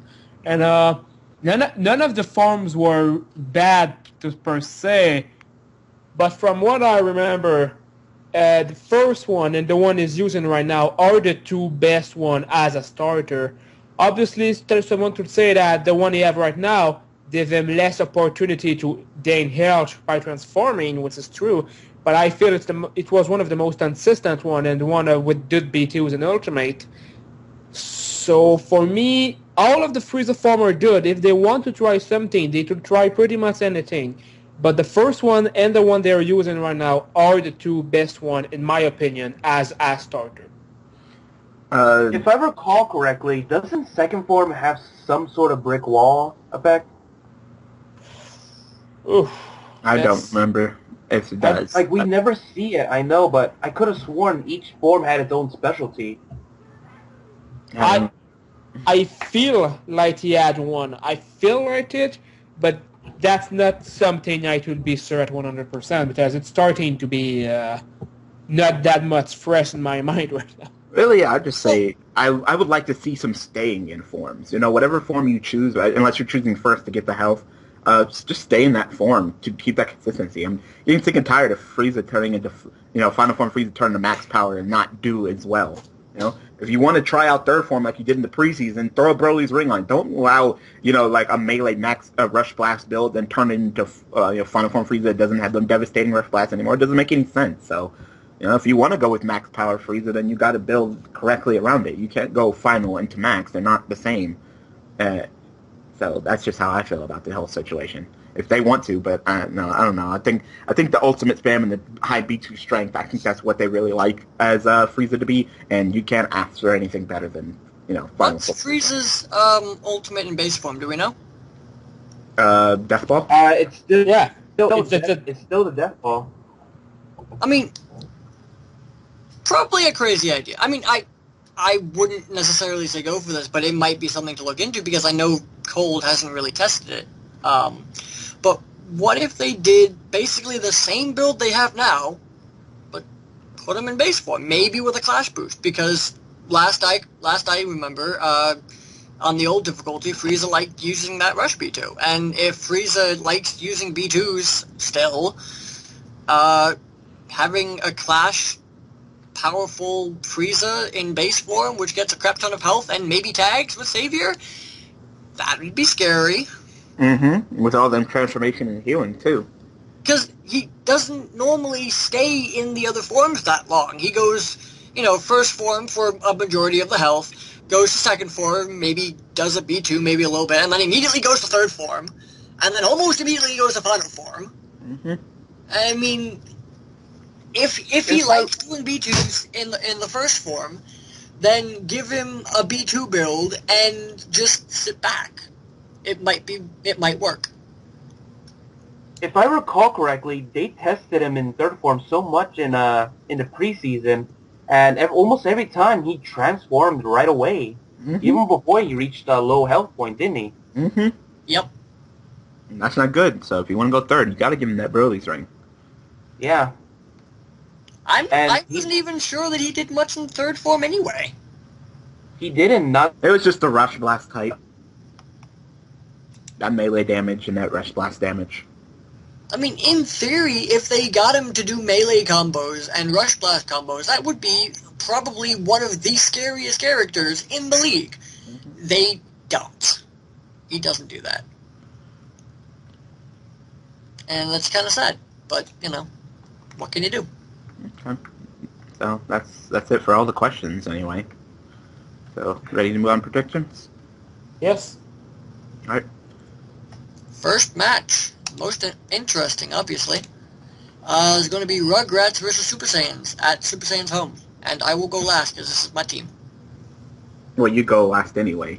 I guess that'll be me then. Yep. That'll be me then. I have to give it to the Rugrats. You guys have been, the Rugrats have been more consistent with your characters. You guys have been able to keep up with your characters being more consistent compared to like the Saiyans where they have Bardock and... No, Super Saiyans. The one with blonde spiky hair. No, the one with blonde spiky hairs. They already beat the Saiyans. Oh, I'm sorry. The mic cut out and I thought you said Saiyans. Oh, I'm so sorry, but no, now it's difficult. Fuck. I would think you guys are going to be giving each other an even match, but I'm gonna have to give it to the. This is actually a very hard thing to. I'm playing out so many scenarios in my head, but what I can see it coming down to is a Trunks versus a Vegeta matchup, because they are the two top characters for each side, and I have to say two Vegetas versus one. Who's coming in? We're bringing in Goten. Goten. And Super Saiyans are bringing in... I don't know. Off the top of my mind. Who are they bringing in? Who was even in their fight versus Muscle? I don't even remember. I'm assuming maybe one of the Vegetas is coming back in. Super Saiyan sat out... But if I had to... They sat out Trunks, so they're getting back Trunks. But if I had to give money on it, I would have to put it on the Super Saiyans. But I would love if you can prove me wrong. I would love if you can prove me wrong, Dimension. Okay.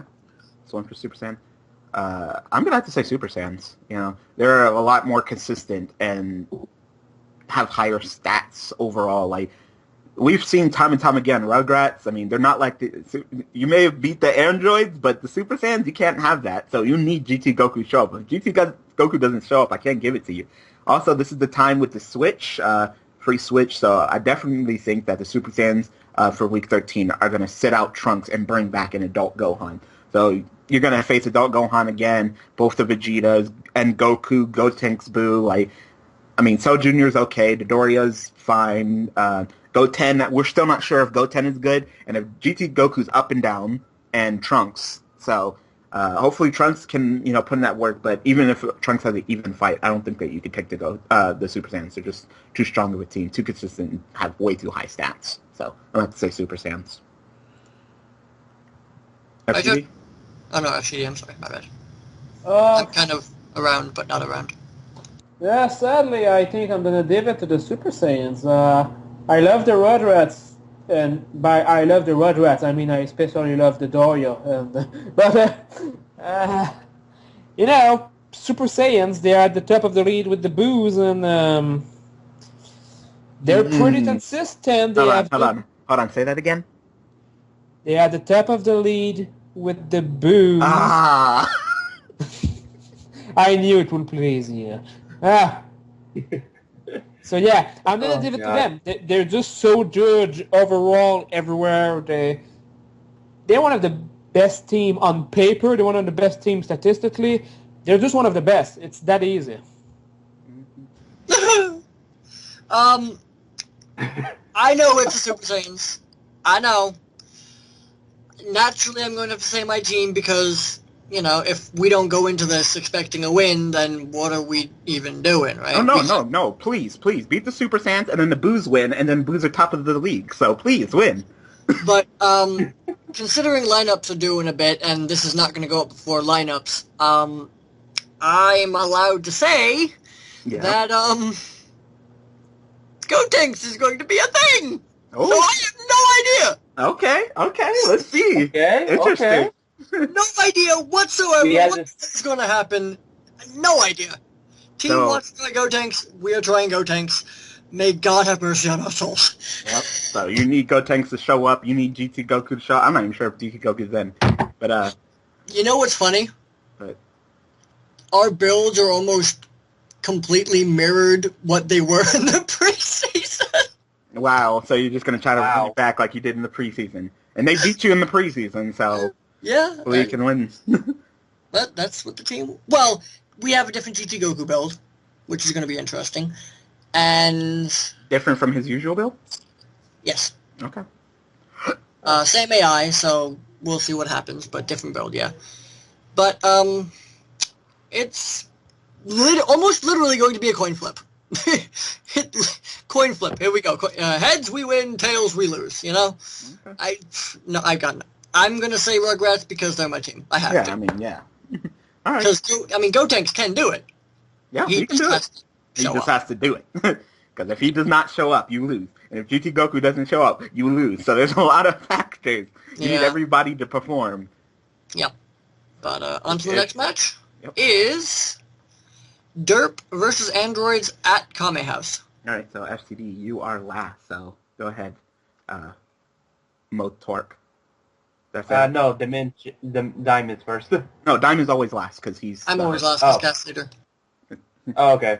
I'm gonna have to give it to.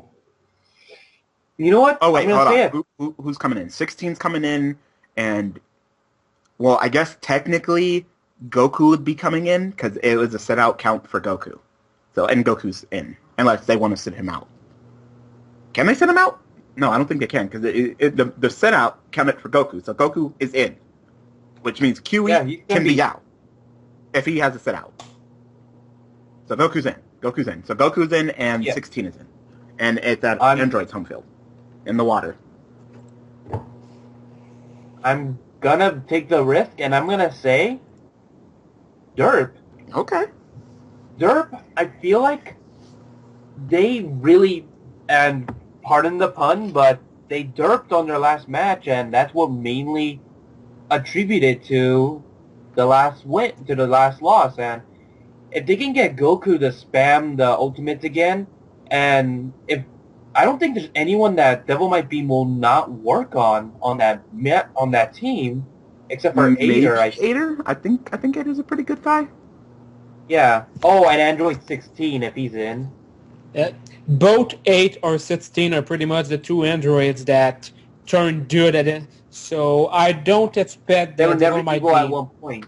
I can at least say like 10 to 12 because even our mid Vegeta on Boost takes 12 and he turned from bad to good. So Yeah.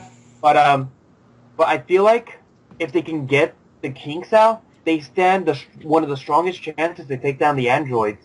Even if Jiro gets grab epi, especially with End Goku to take away his ultimate, I feel like the way Goku just quickly charges back up, like he did in the previous matches, he can still bring it back and win it for them. All right. I'm gonna have to say androids. It's really down to a stat thing, Unless Goku wants to go ahead and show up and go near a lead again, and he's gonna have a much harder time in that water charging. And with Jiro being grab happy, 17 being the great B2er that he is, be careful of a Power Body 16. I could easily see them just trying to pull off a Power Body 16 on Derp, so be wary of that. Ader is fine. Like, there's just a lot of despite Android being like 6-6, I still feel like they're one of the more scarier and consistent teams. They just got a little bit derpy with that Cell, but I don't think they're going to fall for that again. So we're probably going to be seeing, especially the best. They're going to try to get that W. Make sure that there's really nothing to be fighting for when it comes to them. Not really. Well, I guess what seat they're going to be sitting in next season, but. They got their guaranteed playoff spots. Maybe they are going to experiment, but I'm going to say stat-wise, because unless N Goku shows up, Derp, their characters are just kind of underwhelming. QE's meh, Supreme Kai's meh, Cells is meh, and Devilman, it's up and down. So, I'm going to have to say androids. Dimension. Oh, I'm matching. I'm sorry. I thought FCD. Oh, FCD. No, I won. Anyway, I'm sorry. I got to give it to the androids. Well... Not necessarily, actually. Let me think. Although, no, it's on the androids map. Yep. Derp's going to have a very hard time with any B2s, period. I mean, unless they put a full spam build on multiple characters, which could ultimately hurt them, I think, in the long run. I believe Goku has Ki plus 2 and Devilman has Ki plus 1. And Devilman... Well, if they're going to do it, well, now would be the time. Although, they would have to be careful of 16 and Ader, because they're generally good characters. Do they have a lot of Z-coins to spend? No idea. No idea. We don't talk to a lot of androids here. I think androids I'm talking about Derp. A bit, but I think they've used their... I think they used a fair amount on divisional matches. So, I'm not sure about Derp. I know they just spent some last week to get that bench trade, but besides that, I'm not sure.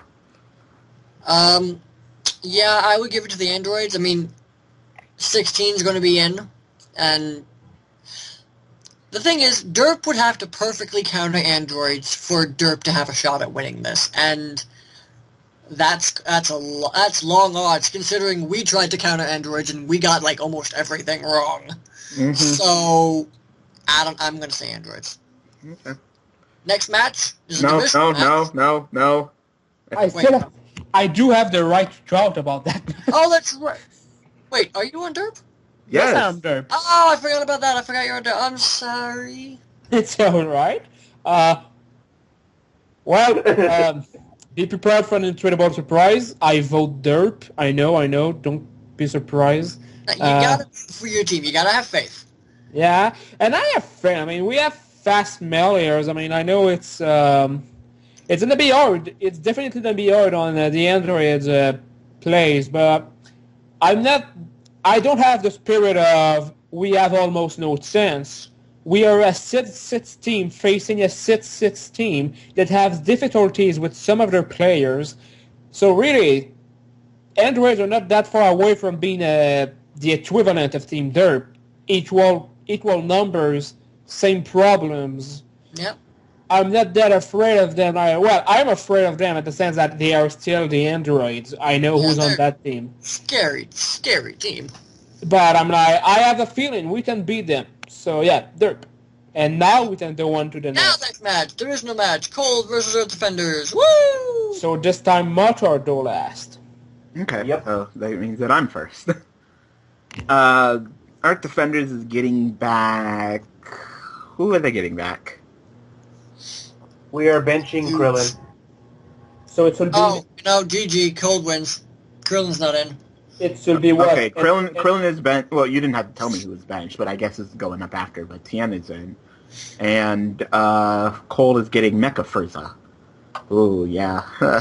Well, with you guys experimenting and with Cole, really wanting that W and, ironing out things for the playoffs, I'm going to have to give it to Cole. I just feel like they're going to pull off more some consistent. While you guys, you really don't care whether you win or lose. You just want to experiment. So I feel like Cole's going to bring it while testing for the playoffs and bringing their best.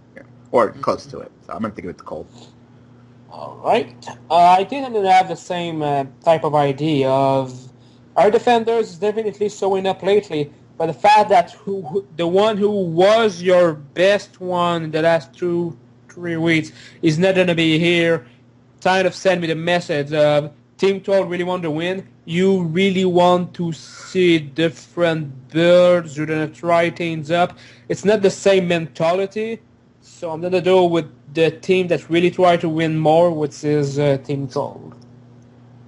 Yeah, sorry, Earth Defenders. I love you, and and believe me, I am rooting for you to win. I really, really am. But that's not a good bet, especially with Krillin, who's probably one of your strongest right now, which is kind of sad. You've got Yamcha. I'm sorry, King Cold is going to stomp him, and Meta Cooler is probably going to stomp him. You got Tien, who should be a really good fighter.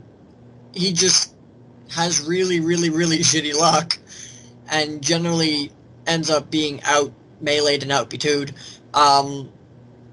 You've got Goku, who nobody knows what he's going to do. Nobody. And who's the last person? Chaozu. All right, Chaozu. So that's person. I don't remember who the hell that is. So just imagine, destroy the planet. I'm gonna throw a rock. The Earth has its payback. But I don't. I'm sorry. I don't see it happening. I'm gonna go Cold. All right, Mario. I hope I'm wrong. Yeah, we hope we're wrong. Well, but next match. No, Mario. I'm sorry. I did that one on purpose. I just wanted to say. I know you do. You're a douche. Yep. Go back to your babysitter. But it is true, you should never go into a match with the mentality that you're going to lose. And there's not to say we haven't been preparing at the same time testing. We are in the test phase where that's why we swapped out Krillin. If we wanted to win, we would have swapped out Yamcha and brought in Krillin to replace him.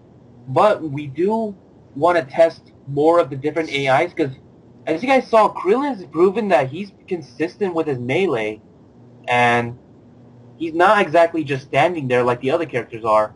So we see him as more of a solid character than the other ones right now. Yeah, so send him out and get more tests than the others. Makes sense. Since Yeah. you don't care if you're going to win or lose. You know, But I'm not we your do team have for to next season. Yeah, but we do have the mentality that we still want to win matches. We still want to make our record at least look decent, so that way we can say, you know, we didn't just get shut out the entire season. You know what I mean? Mm-hmm.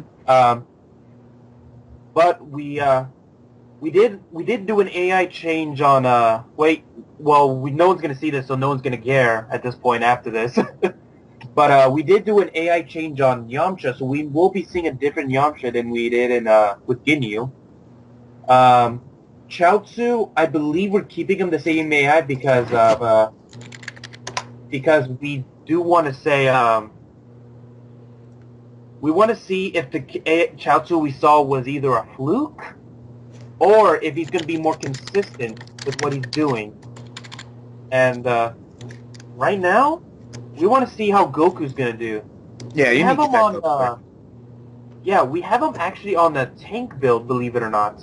Yeah. The build that he was on from Ginyu. Yeah, because what we want to do is we want to see if he lasts longer, if he will do what we want him to do, if he has the time to do it. Because if you guys remember, that's what we originally did with Tien back then on the previous seasons. FCD, why are you saying that to me? But So you On think to the next match. ED's gonna win? But I'm putting it on my own team. It's like I still want us to win our matches, and I'm sorry, Honor, but we still want to kick your ass. Huh? So that's 3 for Cold, 1 for ED. Oh my. Next match, Blades versus Majins at the Majins' home. Blades are getting back Cyborg Tao, and Majins are getting back Majin Vegeta. Majin Vegeta. Oh no! All right, go ahead. Start it off, Motork. Well, Cyborg Tao, he hasn't been that consistent. Like, you can't put him out like as he's a bad character, but he hasn't been as I think bad. Cyborg Tao is the best person on Blades. He's good. Well, I think Sword Trunks is probably the best person on Blades. Mainly because of his power body, yeah. But, you have to say, if they were smart, they wouldn't put power body Trunks starting out. At least, if they do, don't trust the power body because he's been getting countered because of that. Mm-hmm. Well, But- yeah, because Draconic Aura, you're getting predictable, guys. Yeah, they really are. Yeah. But, I'm gonna have to give it... Who are they not... Who is the other team not bringing in again? Majin Vegeta. I'm gonna have to give it to the Majins because if Blade is not changing up their rotation, not changing up their builds... I mean, not rotation. If they're not changing up their builds or AIs, I'm gonna have to give it to the Majins because at least the Majins are at that point where they're trying out new strategies to try to counter the team. And if Blades are not doing the same, I'm gonna have to give it to the Majins for this victory. And it's just plain and simple as that. Yeah, I agree. I'm going to give it to the Majins. Majins have definitely been stepping it up, and it seems like they're trying to fight for that playoff spot for the Saiyan. So they need all the wins they can get. So I think they're going to go off. I mean, Majin Vegeta coming back in is good. Spopovich is fine. Majub is okay. Babidi is better. Devora is good. While it's just same old Trunks, same old Cyborg Tao, same old Janemba, same old Yajirobe, same old Tapion. It gets predictable. Well, you can't really change up Yajirobe, to be honest. And I believe with how the Blades have done their sit-outs, I believe 3 people are guaranteed to be in, plus Cyborg Tao. So you already know who's going to be out when it comes to the Blades. I think they're already rotation locked. So that doesn't help as well. You know, you can go ahead and just throw 3 points on your starter character. If they start off with Sword Trunks Power Body, you got them. If not, who cares? It's 3 points, you know, because it's either going to be Sword Trunks starting or Cyborg Tao starting. No one else really starts on that team, so that's predictable. And I just think that the Blades are just so predictable right now that Majins can easily out them. So I'm going to give Majins. Well, in one of the past White Casts, I talked about how I was someone who believed in consistency and that sometimes keeping a good idea and not fixing something that is not brought is a good idea. But that's not what I meant, Blades. That's I don't think you understood what I really wanted to say. Hey, if it's broke, keep going. Yeah, so that would get you to the playoffs and a consecutive championship. In all honesty, hey, that wheel over there is broken. Let's just keep rolling.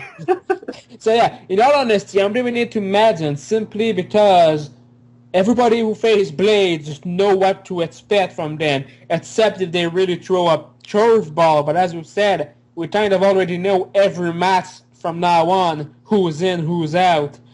So yeah, it's kind of hard to do a surprise when you have your cards on the table face up. Mm-hmm. So yeah, I'm leaving it to the Madden because there's no way they cannot predict what the opponent will do. Unless they change their mind at the last second and actually try to change up the strategy. Yeah, I mean, they could throw a curveball, have, Janemba first with something, I don't know. But yeah, I think Majins are, now that they figured out Deborah, now that they figured out Majin Vegeta more or less, and Babidi's generally holding his own, the Majins are just a stronger team in general. I mean, they don't have to worry about Baby Vegeta dropping the ball. They don't have to worry about, well, the only thing they have to worry about is Majub or Spopovich, and hopefully they're benching one of those two. I don't know what their bench schedule is, but hopefully that's, one of them, because Majub cannot afford to do what he did this week. Mm-mm. Because if he does, it could essentially be a 3v4, and as long as Janemba does something and Sword Trunks does something, it's not out of the realm of possibility for a Blades win.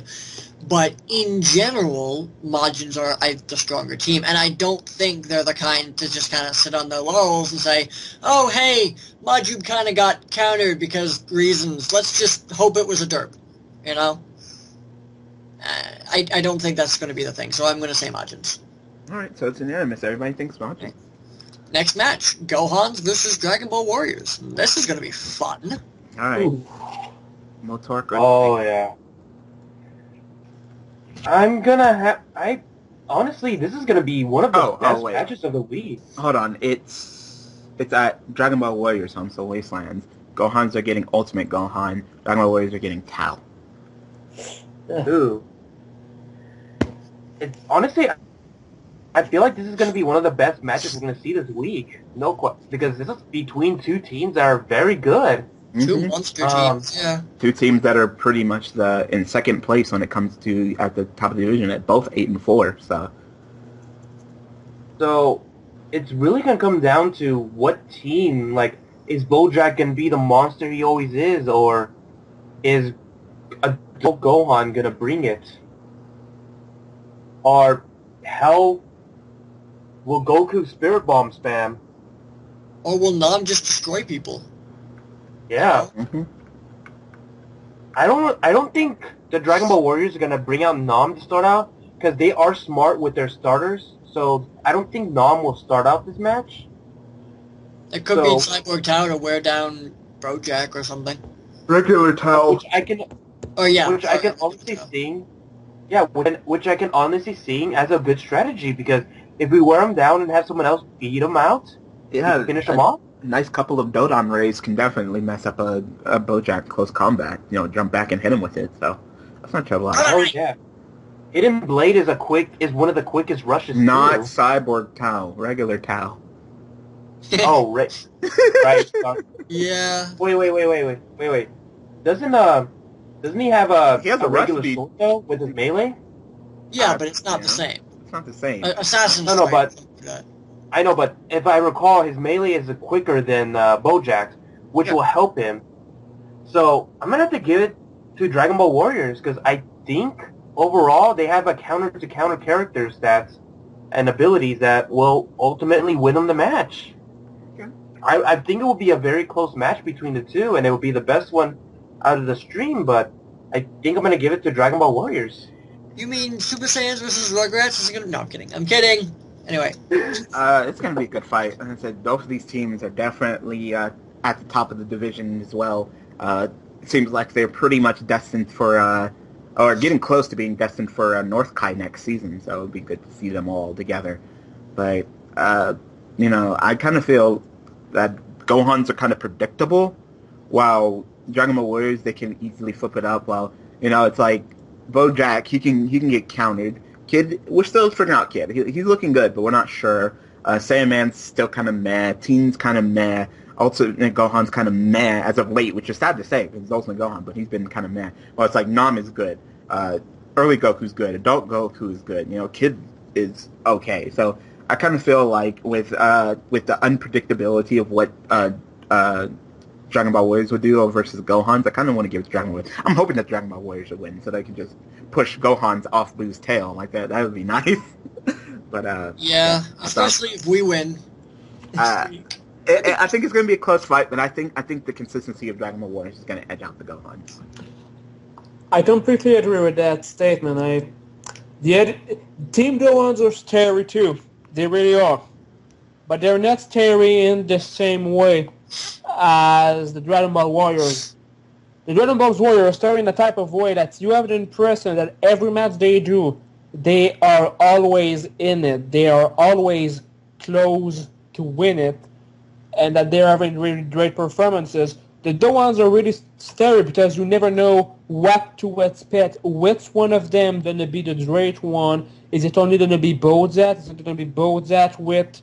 Yeah, even the great Saiyaman had some very good performance here and there. So you never know exactly what to expect. But the consistency of Dragon Ball Warriors is better than the surprise that the Gohans can bring, in my opinion. So it's a vote for the Dragon Ball Warriors. I'm going to go with that as well because, as mentioned before, Dragon Ball Warriors, they're great at building and they're great at countering. And they do have a character that can pretty much counter every one of the Gohans, with the exception of maybe Teen Gohan, because he can just become uncounterable at times, and that's ridiculous. But, for whatever reason, this season, Ultimate Gohan hasn't been that scary mofo that we've seen before. Saiyaman is hit or miss at times, and Kid Gohan is still, he's one of those characters who has potential, definitely. But do I think Dragon Ball Warriors have better characters? Yeah. I still believe that Tao is one of the Dragon Ball Warriors' weaker characters. Probably their weakest now that Gohan is pulling some clutch performances, but that doesn't mean he's a slouch by any means. I just think in general Dragon Ball Warriors are the stronger team, partly because of consistency and partly because just the characters. They're smart they're smart. They think. Yep. All right, next match: Vowels versus Muscle. At Muscle's home map, so no water. Vowels are getting back Trunks in place of Pan, but they could always bring back Pan in. This is the week to switch her back in. And Muscle's getting back Broly. And they could bring this one. This one is kind of a weird one for me because both of them are really solid. Neither side have really a solid team as of yet because as we talked about this today, actually, Muscle has two characters that isn't that consistent, which is Roshi and Garlic Jr. Hopefully one of them can be benched, but let me... Where's Muscle? Muscle. Okay.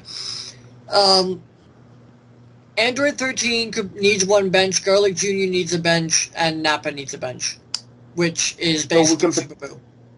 So potentially we see a Garlic Jr. bench. Yeah. I'm not sure about that. I think he'll be in because the week after they face Boo's, so I think that's when Garlic... Oh, so they want your strongest team. So yeah, Garlic Jr. has most likely a chance to be in. So what I'm going to have to give it to the Vows because a Rayleigh, if they have a Rayleigh in, she has the melee. They cannot have a Rayleigh in. Rayleigh, they are rotation locked. Yep, Rayleigh's out. Rayleigh needs two bench, so a Rayleigh has to be out, and then Android 18 is out the week after, and then a Rayleigh has to be out week 15. So what is the potential lineup we'll see with the Vows? Fasha, Pan, Adult Trunks, and Android 18, or Fasha, Videl, Adult Trunks, and Android 18. I'm still gonna have to give it to the Valves because, like I said, the Muscle's team has been relying on 2 characters for a team, and the Valves, they have been relying more on the circulation of the team. Like every character has been thought of, and I'm gonna have to give it to the Valves because the Valves have a little more consistency with the team as a whole than the Muscle has. Doesn't mean Muscle doesn't have a great chance to win. It's just it's gonna matter on what team is gonna be more consistent in the end with character to character. Mm-hmm. Well, Muscle's lineup's kind of predictable. You said 13 Garlic and Nappa, which is Super Boo. So I think they're probably going to set out Super Boo and bring their best versus Valves, and then have Android 13 out versus Earth Defenders in Week 15, Garlic for Week 14 versus Boo. So I'm going to say Super Boo's going to be out. Very solid strategy. That's probably what I would do if I was a coach. Yep. So Android 13 and Broly, but then Roshi and Garlic Jr. So you're about 50%. While of course, Aurelia has to be out. So Fasha's pretty good, and 18's pretty good. Videl, if you keep her in, Videl or Trunks is kind of meh, and Pan is consistent. So I'd say it's going to be a really even fight. Like, they both have 2 good players and then 2 kind of players. So it really just comes down to who's going to be the highest consistency. And when it comes to consistency, I'm going to have to give it to Valves. I think they have a higher consistency over Muscle. For me, it's pretty much a 50-50 split. I think like both of them have pretty much 50% chance of winning because they have 2 really good, 2 really bad. But not really bad, but really meh. So the only thing separating things for me in the split is what I wish for. And what I wished for is for Muscle to lose again. So I'm gonna be. You're not biased at all. I'm not gonna be biased. I never said I was professional or anything like that. I'm just here because I love to talk. I love to hear my voice. It's all. What is this professionalism you speak of? Something I never saw here. So yeah, I'm gonna go with Valves winning just because I'm evil like that. You need to be Devil Might Beamed. So you think that Muscle is going to lose? Exactly. I kind of agree with that, unfortunately, because I kind of want Muscle to win just because I like Muscle in general. I mean, it doesn't matter divisional-wise, but Android 13 hasn't been that impressive, even though he's one of their stronger characters, he hasn't been that impressive. Roshi, even if they bench swap him for Nappa, I mean, Nappa is what won them the match in the preseason, but do I expect him to do it this season if he's in? Not particularly. Garlic Jr., Like, Garlic Jr. has potential. I can see that potential in him. I just don't think it's going to work. And Broly, while I respect Broly as a character, and I think he can do a lot, unless he goes, super crazy ultra zombie Broly, I don't think I think the Valves can counter him, more or less. What I think could tip it in Muscle's favor is if Muscle outclashes them. And if Valkyries bring in Pan, and for whatever reason Pan gets outclashed, I think Muscle can take it. Because Android 13's clash, Broly potentially clashing, Roshi potentially clashing. Doesn't Videl also have a clash bonus? Videl normally has, I think, Dragon Power. Mm-hmm. So if she's benched, or if she's on the free agent and they bring Pan in, then... Pan usually has Dragon Power as well. Does she? I thought she... Okay. Well, okay, if you can handle Pan and outclash the rest of them, then Muscle can probably take this, but I think in general... I can hear typing. I think Android... Not Android. Valkyries! Damn it. Valkyries are going to win this. So, next match, Booze versus Ginyu. I'm lost. So, well, It's at Ginyu. Ginyu gets back Jace. Booze get back Kid Buu. It's just evil. Why? Against Ginyu? I mean, I'm sorry, Ginyu. I'm sorry, Ginyu. I'm sorry. I can't say I'm sorry enough. I love you guys, but that's just evil. They most potentially will leave out Ginyu this match, wouldn't they? It's either between Birder, which I don't think it is, Raccoon, or Ginyu. So. And against the Boos, I believe they'll definitely kick out Ginyu for the match. Probably. So that'd be potentially their strongest team lineup right there.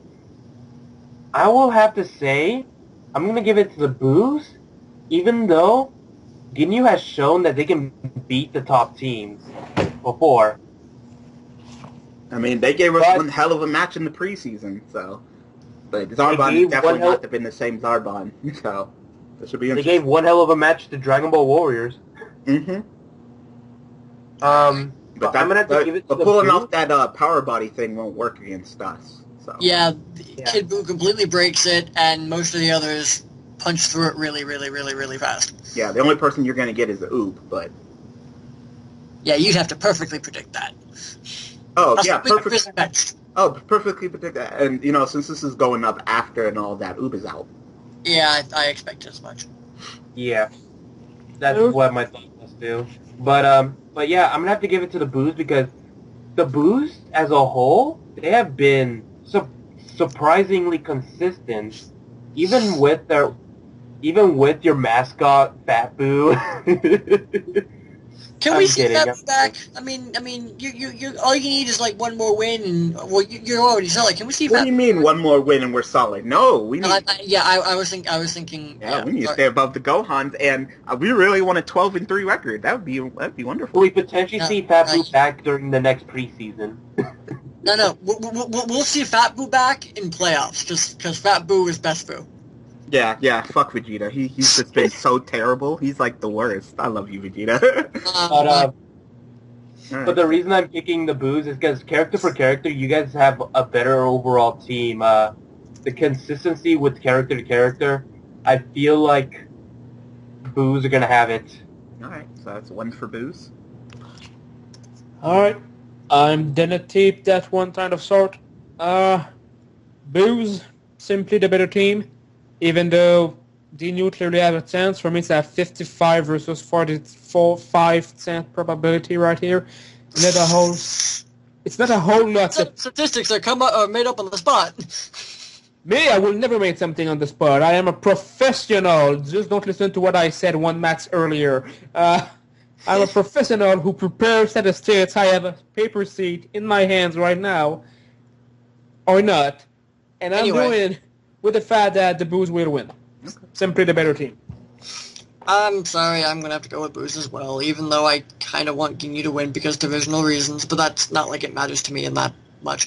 Can you even catch up to us? Theoretically. I don't think If we lose next 3 and you win next 3, then yeah, you would pass us. But I don't think that's going to happen, unfortunately. In either case, for that matter. But, yeah, I'm sorry, with how mid Vegeta's been, and Kid Buu and Evil Buu, and I mean heck, even if you benched who's your second strongest? Evil Buu or something? Evil Buu is super consistent. He's really good. Super consistent, yeah. Even when he just blows hot air in front of him.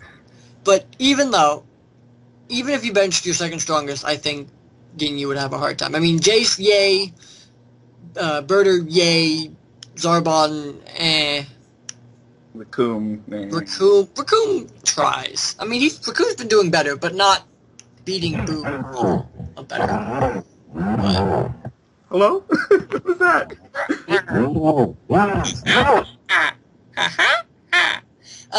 Yeah, I expect Boos. Right. Yubel, do we even need to ask? Okay, Boos. And I already stated who's out. Uber's out. And just to be fun and to see if it sways any of your guys' vote, yes, Melee Kid Buu. Alright, so next match is Saiyans. Wow, you just got quiet. You're just like, all right, next match, freaking Melee. Well, you said! You know what? That's it. We're all switching our predictions. We're all paying Squee the $1 million. Yeah, so we're all going to make sure Ginyu wins. So Melee Kid Buu, Gohan Buu, just do your best, I guess. Consistent Evil Buu, consistent Vegeta. Yeah, I think Buu's. Oh yeah, I forgot about Gohan Buu. He's kind of in a weird place right now. He really is. Doesn't change much. No, I think Kid Buu, Evil Buu, and Vegeta can easily handle that by themselves. Yeah, I mean, we actually had to put. We're actually like, let's put Gohan Buu a little bit earlier so he actually gets a performance. Because if he doesn't perform, then that's gonna really suck. Okay, don't need to be dicks. Come on. Next match: Saiyans versus Namek. Last match at Namekian's home map, which is the desert. Saiyans get back. Where do they get back? I don't even know. Not King, not Scouter, not Raditz, not Bardock, whoever that last loser is. Based on Vegeta. Oh yeah, right. I was like, who the hell is the last person on the team? Right, based on Vegeta. Not Turtles. Not Turtles. All right, and Namek gets back early. Piccolo. Oh shit. I think we can all. No, wait, no. No.